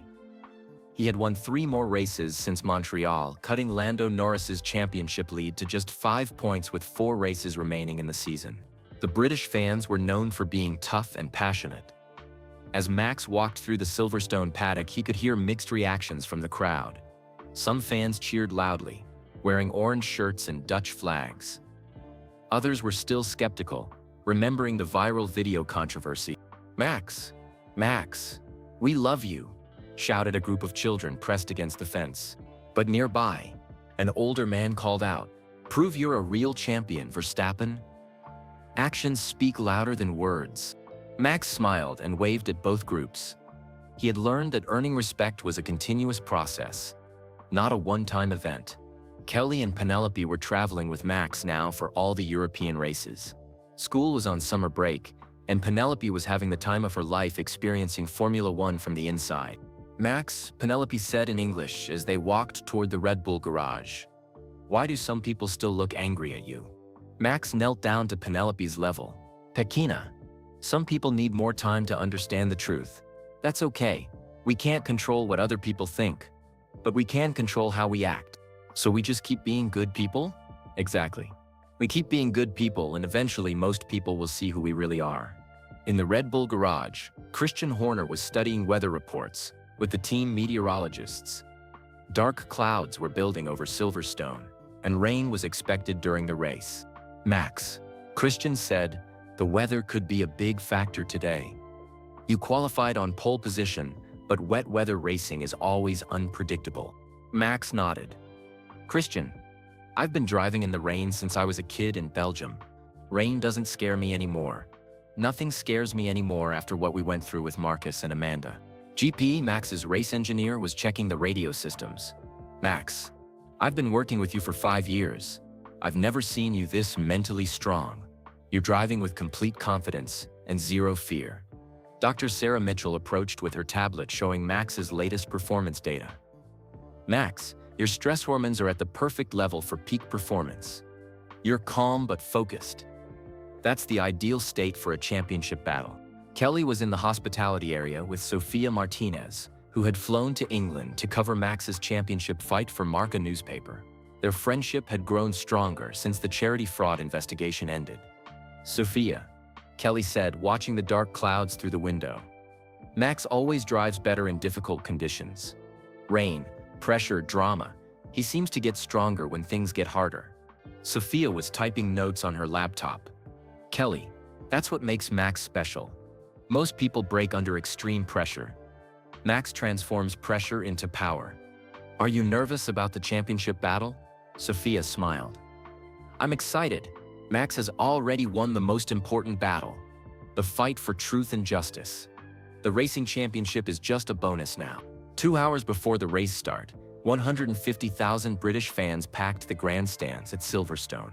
The atmosphere was electric with anticipation. This race could decide who would win the 2025 World Championship. Max was sitting quietly in his driver's room, visualizing every corner of the Silverstone circuit. Kelly knocked on the door and entered with Penelope.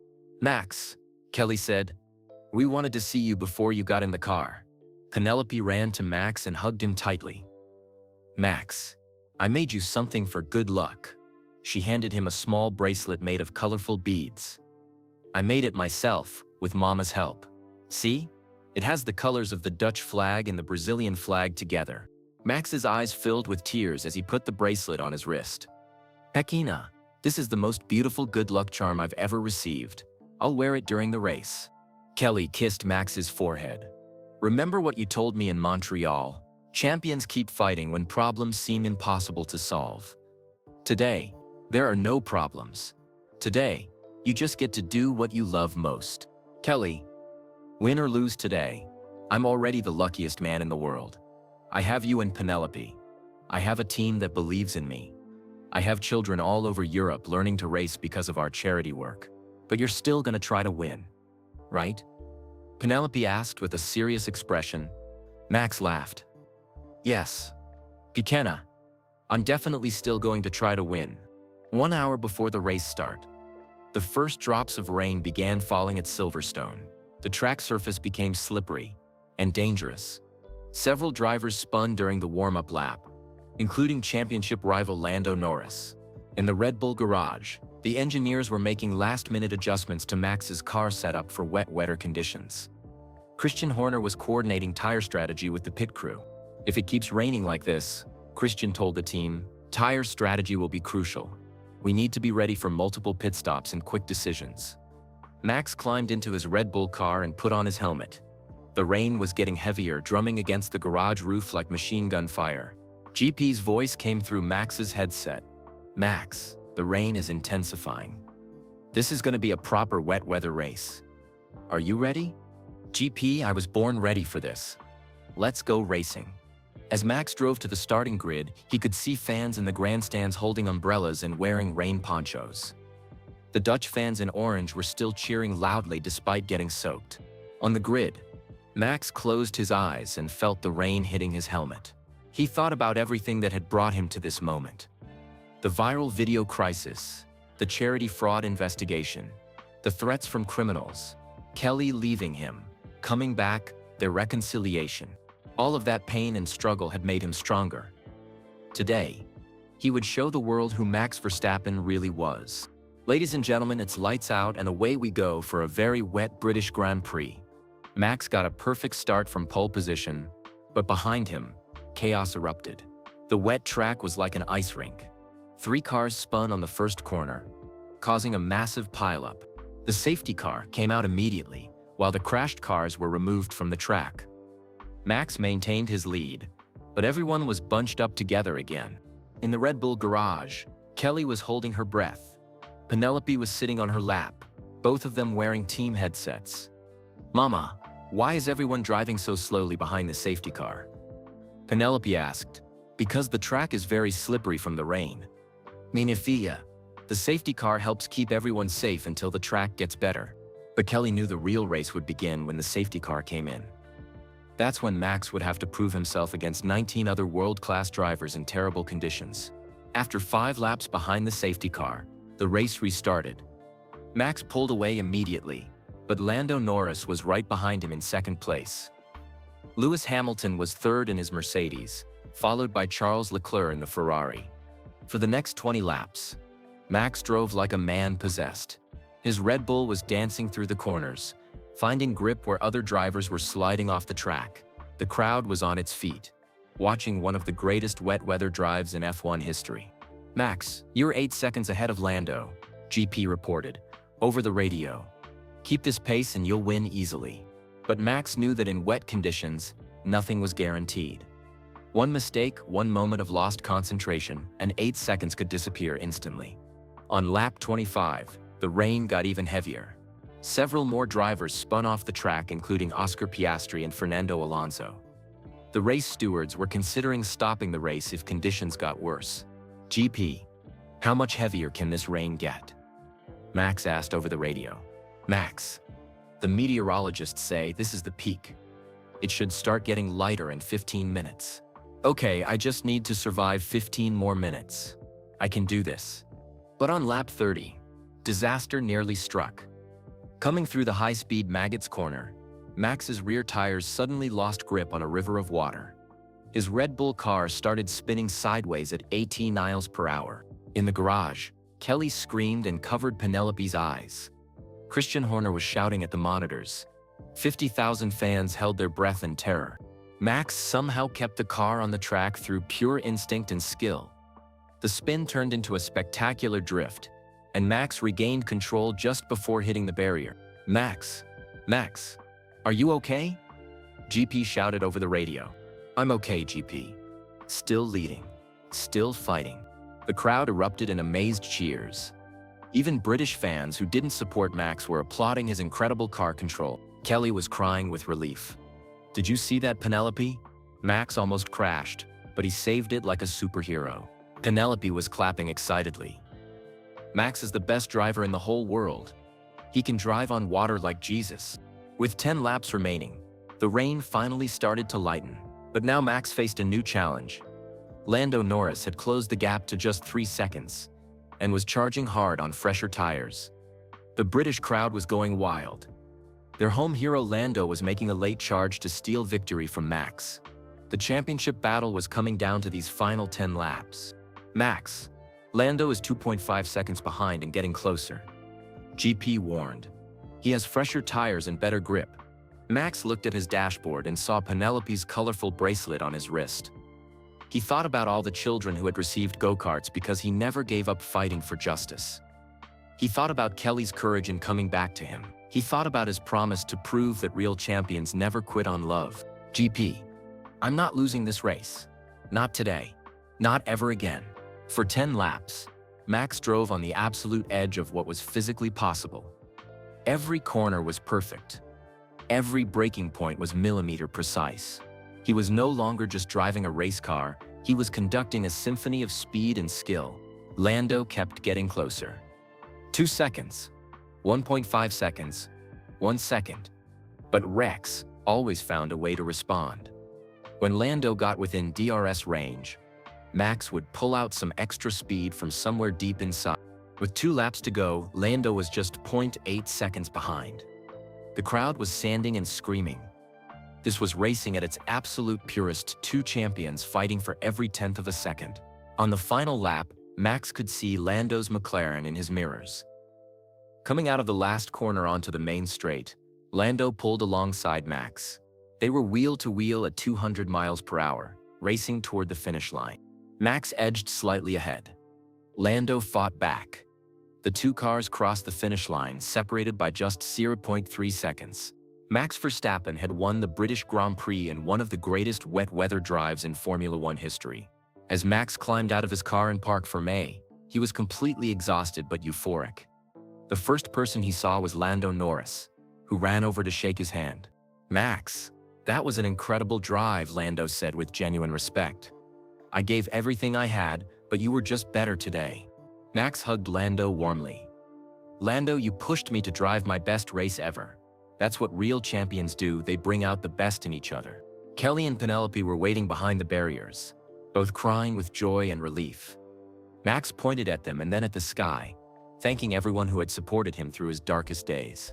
On the podium, as Max stood on the top step holding his trophy, he looked out at the 150,000 people who were all cheering his name now.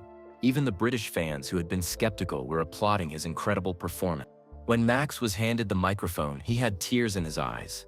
"Thank you, Silverstone. Thank you for giving me the chance to prove who I really am."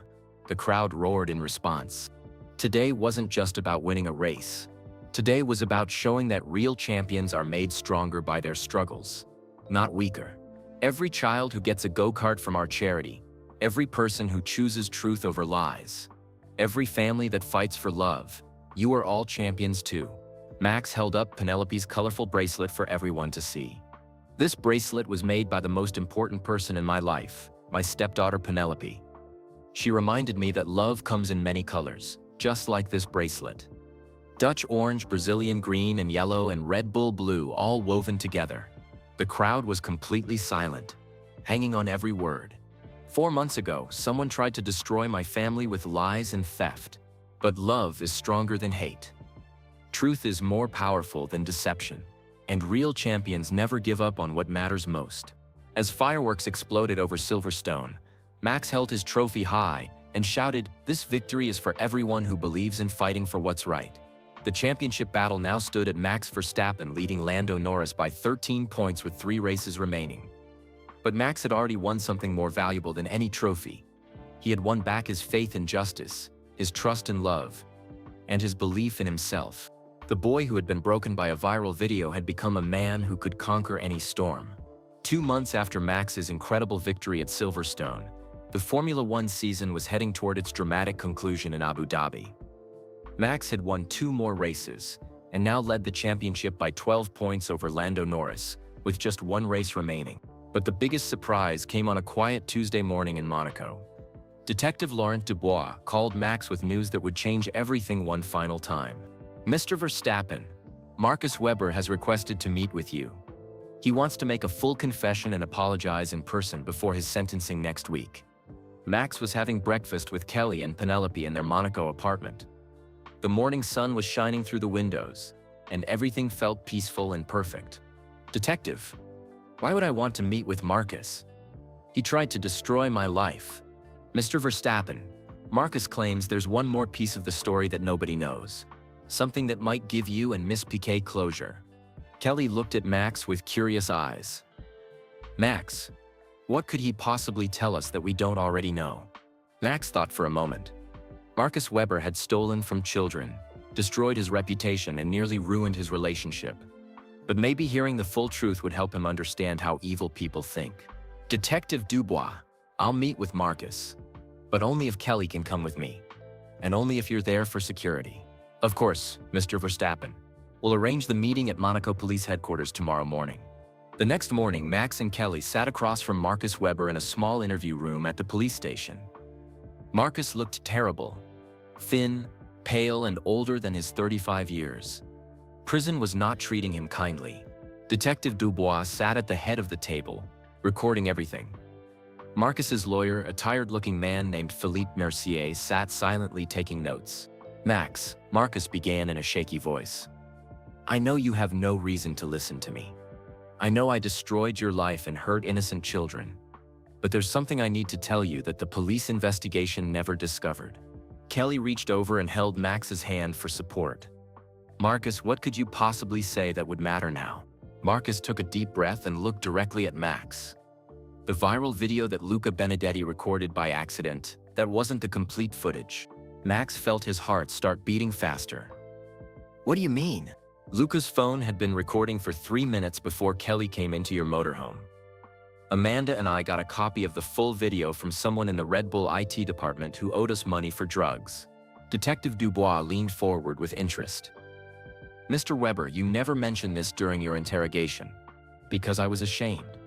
The missing footage shows something that would have prevented all the pain I caused Max and Kelly. Marcus pulled out a tablet that his lawyer had brought. Mr. Verstappen, Ms. Piquet, with your permission, I'd like to show you the complete video that the world never saw. Max and Kelly looked at each other nervously. They had watched the viral video hundreds of times. What could possibly be in the missing footage? Show us, Max said quietly. Marcus pressed play on the tablet.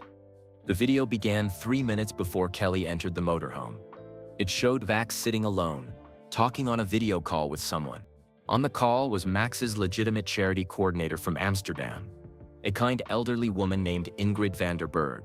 Max, Ingrid was saying on the video call, the children in São Paulo are so excited about the new program. Naming it the Penelope Piquet Foundation was such a beautiful idea. Max, on the video, was smiling happily. Ingrid, I want this to be perfect. Kelly doesn't know anything about it yet. This will be my surprise proposal gift to her.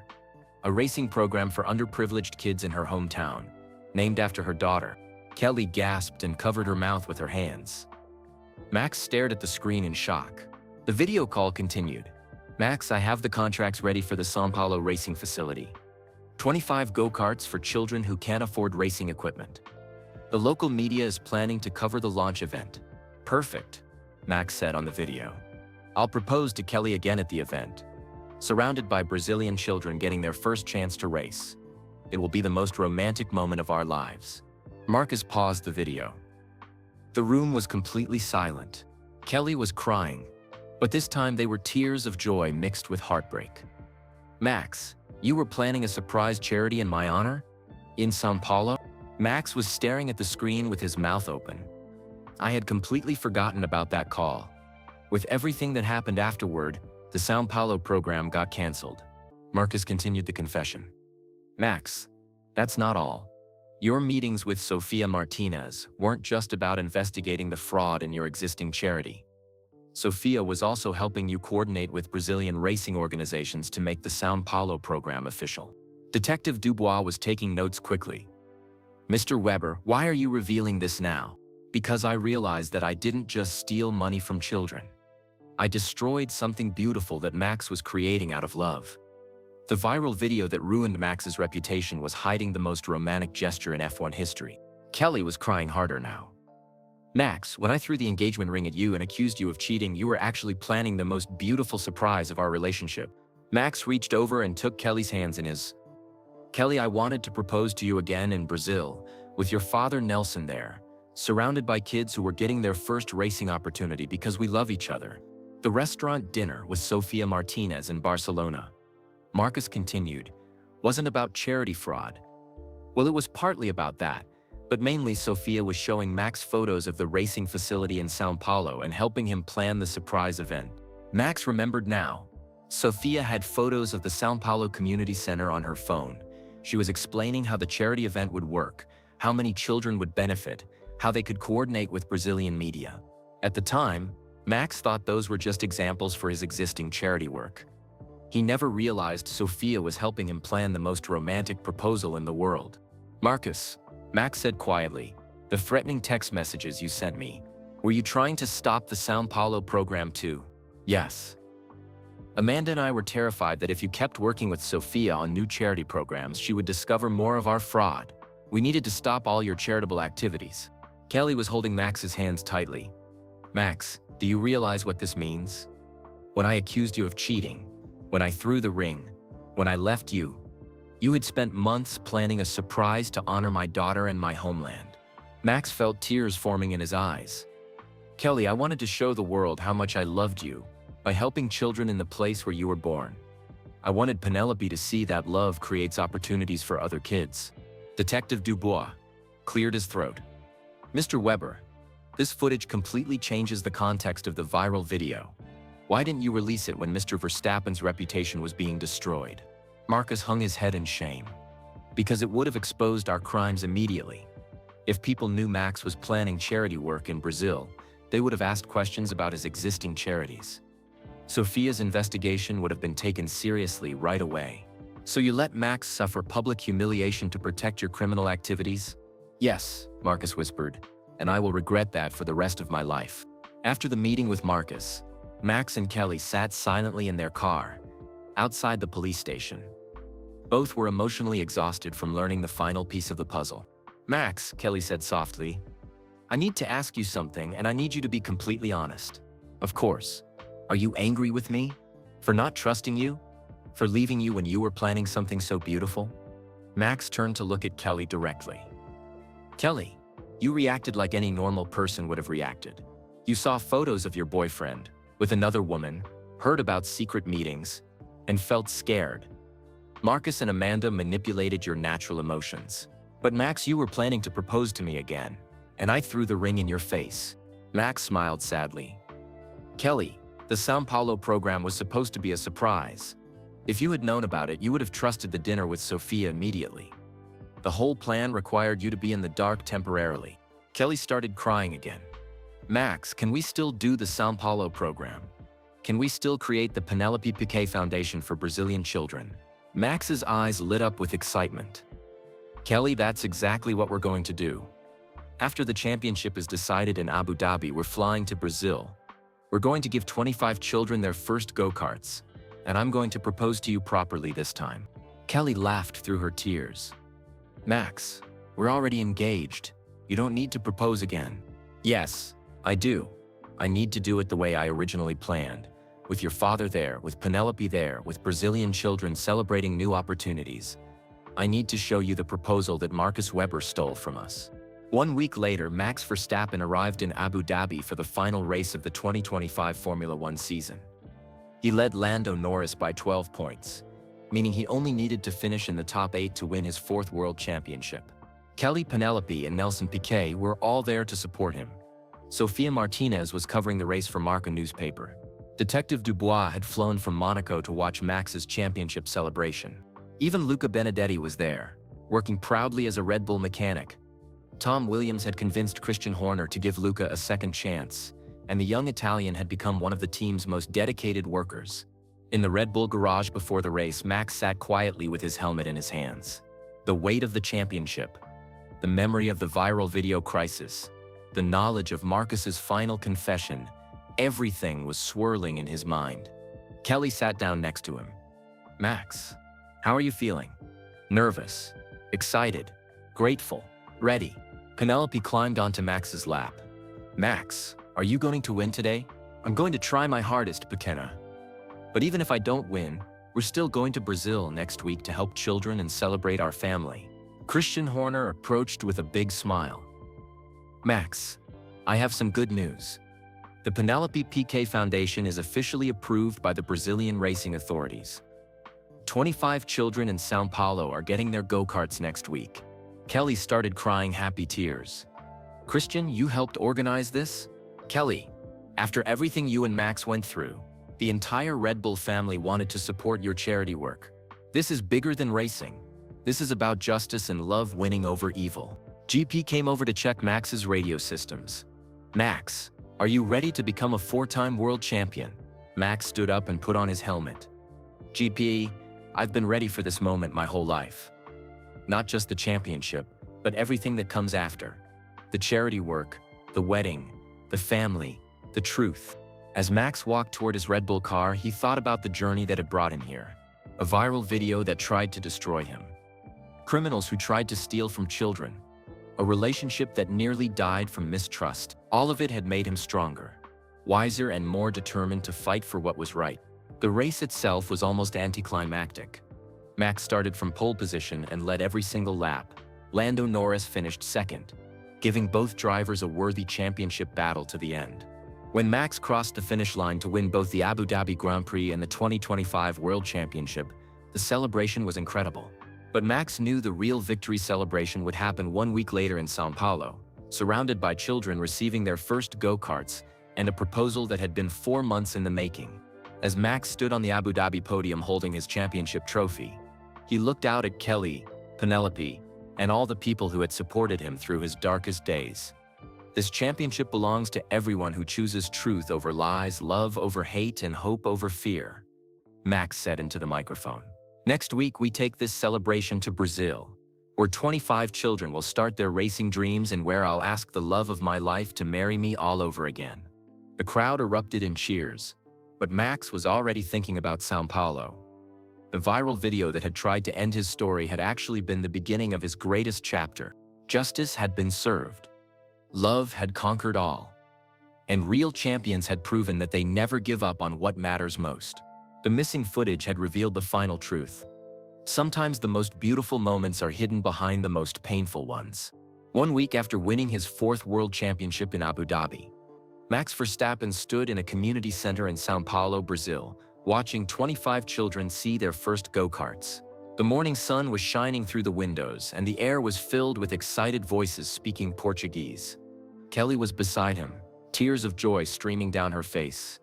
Her father, Nelson Piquet, stood proudly nearby, amazed that his daughter's love story had led to this moment of pure happiness. Penelope, now officially Max's stepdaughter after the adoption papers were signed in Monaco, was teaching younger children how to adjust their helmets properly. Vocês precisam manter os capacetes bem apertados, Penelope said in perfect Portuguese, showing a 7-year-old boy named João how to fasten his chin strap. Max taught me that safety is the most important thing in racing. Sofia Martinez was there too, no longer as an investigative journalist exposing crimes, but as a friend docketing this beautiful ending to the story that had nearly destroyed everyone involved. Detective Laurent Dubois had flown from Monaco with his wife to witness the charity event. Even Luca Benedetti was there, having used his own savings to fly from Italy because he wanted to see the positive outcome of the video he had accidentally recorded. Tom Williams, the veteran crew chief, who had helped solve the mystery, was working with Brazilian mechanics to teach the children basic go-kart maintenance. Max, Tom said, wiping his hands on a rag. In 30 years of Formula One, I've never seen anything more beautiful than this. These kids are getting a chance at their dreams. Because you refuse to let criminals win. Max walked over to a shy 10-year-old girl named Maria, who was standing apart from the other children. She was staring at her new go-kart, like she couldn't believe it was real. Maria, what do you think of your new car? Max asked in Portuguese. He had been practicing for weeks. Censure Max, Maria said quietly. My mama works 3 jobs to pay rent. She said I could never have a go-kart because we don't have money. But now I have one, for free. Max knelt down to Maria's level. Maria, this go-kart belongs to you forever. And when you get older, maybe you'll teach other children how to race too. Maria's eyes filled with tears of happiness. Senor Max, I promise I will practice every day and maybe someday race in Formula One like you. Maria, if you work hard and never give up on your dreams, anything is possible. After all the children had spent the morning learning to drive their new go-karts, the community center held a special celebration lunch. Local media was there to cover the story, but this time the news was purely positive. The mayor of São Paulo gave a speech thanking Max and Kelly for bringing opportunity to underprivileged children. Brazilian racing legends like Felipe Massa and Rubens Barrichello had come to show their support. But the most important moment was yet to come. As the afternoon sun began to set, Max asked everyone to gather around a small stage that had been set up in the center's courtyard. Kelly was confused because this wasn't part of the planned program. Ladies and gentlemen, Max said into a microphone, 4 months ago, someone tried to destroy the most important relationship in my life. They used lies, theft, and manipulation to try to break apart a family. The crowd listened intently. The 25 children sat in the front row, still wearing their racing suits and helmets. But what they didn't know is that love is stronger than hate. Truth is more powerful than deception, and real families fight for each other even when the whole world is watching. Max looked directly at Kelly, who was beginning to realize what was about to happen. Kelly Piquet, 4 months ago I planned to propose to you again in this exact place. Surrounded by these exact children, celebrating the charity foundation named after your daughter. That proposal was stolen from us by criminals who wanted to protect their crimes. Kelly's hands flew to her mouth as Max pulled out the engagement ring she had thrown at him in Monaco. The same diamond that had sparkled sadly on his coffee table now sparkled with hope and love. Kelly, I want to ask you the question I should have asked you here in February, before our world was turned upside down. Max got down on one knee as 25 Brazilian children clapped and cheered. Nelson Piquet was crying with pride. Penelope was jumping up and down with excitement. Kelly Piquet, will you marry me? Not just as my girlfriend, not just as my fiancée, but as my partner in helping children achieve their dreams. Will you be the mother to all these kids who need racing opportunities? Will you help me prove that love always wins? Kelly was crying so hard she could barely speak. Max, yes, yes, yes, 1,000 times yes. The crowd erupted in celebration as Max slipped the engagement ring back onto Kelly's finger for the second time. But this time, it wasn't just an engagement ring. It was a symbol of everything they had survived together. João, the 7-year-old boy Penelope had helped with his helmet, tugged on Max's racing suit. Senor Max, does this mean Senor Kelly is going to be your wife? Max laughed and picked up João. Yes, little champion. And it means you and all these children are part of our family now. Maria, the shy girl who had been amazed by her go-kart, approached Kelly shyly. Senhora Kelly, can I call you Tia Kelly? Like an aunt? Kelly knelt down and hugged Maria tightly. Minha querida, you can call me whatever makes you happy. We're all family now. As the sun set over São Paulo, the celebration continued with music, dancing, and more go-kart demonstrations. The children were teaching their parents how to drive the small cars, and everyone was laughing and cheering. Sofia Martinez approached Max and Kelly as they watched the festivities. Max, Kelly, I need to tell you something. This story, from the viral video to the charity fraud to this beautiful ending, it's going to be published as a book. The Spanish Sports Journalism Association wants to document how truth and love can overcome criminal deception. Kelly smiled. Sophia, if our story helps even one person never give up on love, then everything we went through was worth it. Max nodded in agreement. Sophia, you saved our relationship and helped these children get opportunities. If our story inspires others to fight for justice, that's the greatest victory of all. Detective Dubois joined their conversation, holding hands with his wife. Mr. Verstappen, Miss Piquet, I have news from Monaco. Marcus Webber and Amanda Chen received their final sentences today. 8 years and 6 years respectively, plus full restitution to all victims. Detective, Max said, I don't feel anger toward them anymore. They did terrible things, but those terrible things led us here to this moment, with these children. Sometimes the worst events in life lead to the best outcomes. Luca Benedetti approached the group, looking nervous but determined. Max, Kelly, I know I've apologized before, but seeing this beautiful celebration makes me realize something important. What's that, Luca? Kelly asked kindly. My accidental video almost destroyed your love. But your love was so strong that it survived and became this beautiful charity for children. Maybe my mistake was part of God's plan to help these kids. Max put his arm around Luca's shoulders. Luca, you're part of our family now too. Mistakes don't define us. How we learn from mistakes defines us. As the evening grew later, the families began to take their children home. But each child hugged Max, Kelly, and Penelope goodbye, promising to practice racing and work hard in school. Maria, the last child to leave, handed Kelly a drawing she had made during lunch. It showed stick figures of Max, Kelly, and Penelope standing next to go-karts with smiling children. Tia Kelly, I drew our family. The big family with all the racing kids. Kelly started crying again as she looked at the innocent artwork. Maria, this is the most beautiful picture anyone has ever given me. I'm going to frame it and put it in our house in Monaco. After all the children left, Max, Kelly, Penelope, and their closest friends sat in the empty community center as cleaning crews put away tables and chairs. Nelson Piquet raised a glass of champagne and a toast. To Max and Kelly, who proved that real love can survive any storm.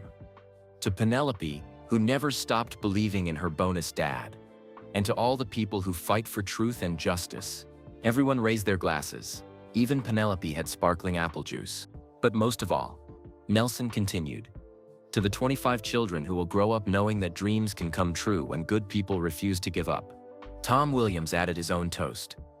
To second chances, to forgiveness, and to the proof that viral videos can't destroy real love. Sophia Martinez stood up. To the power of journalism to expose truth, and to the power of love to heal all wounds. Detective Dubois raised his glass.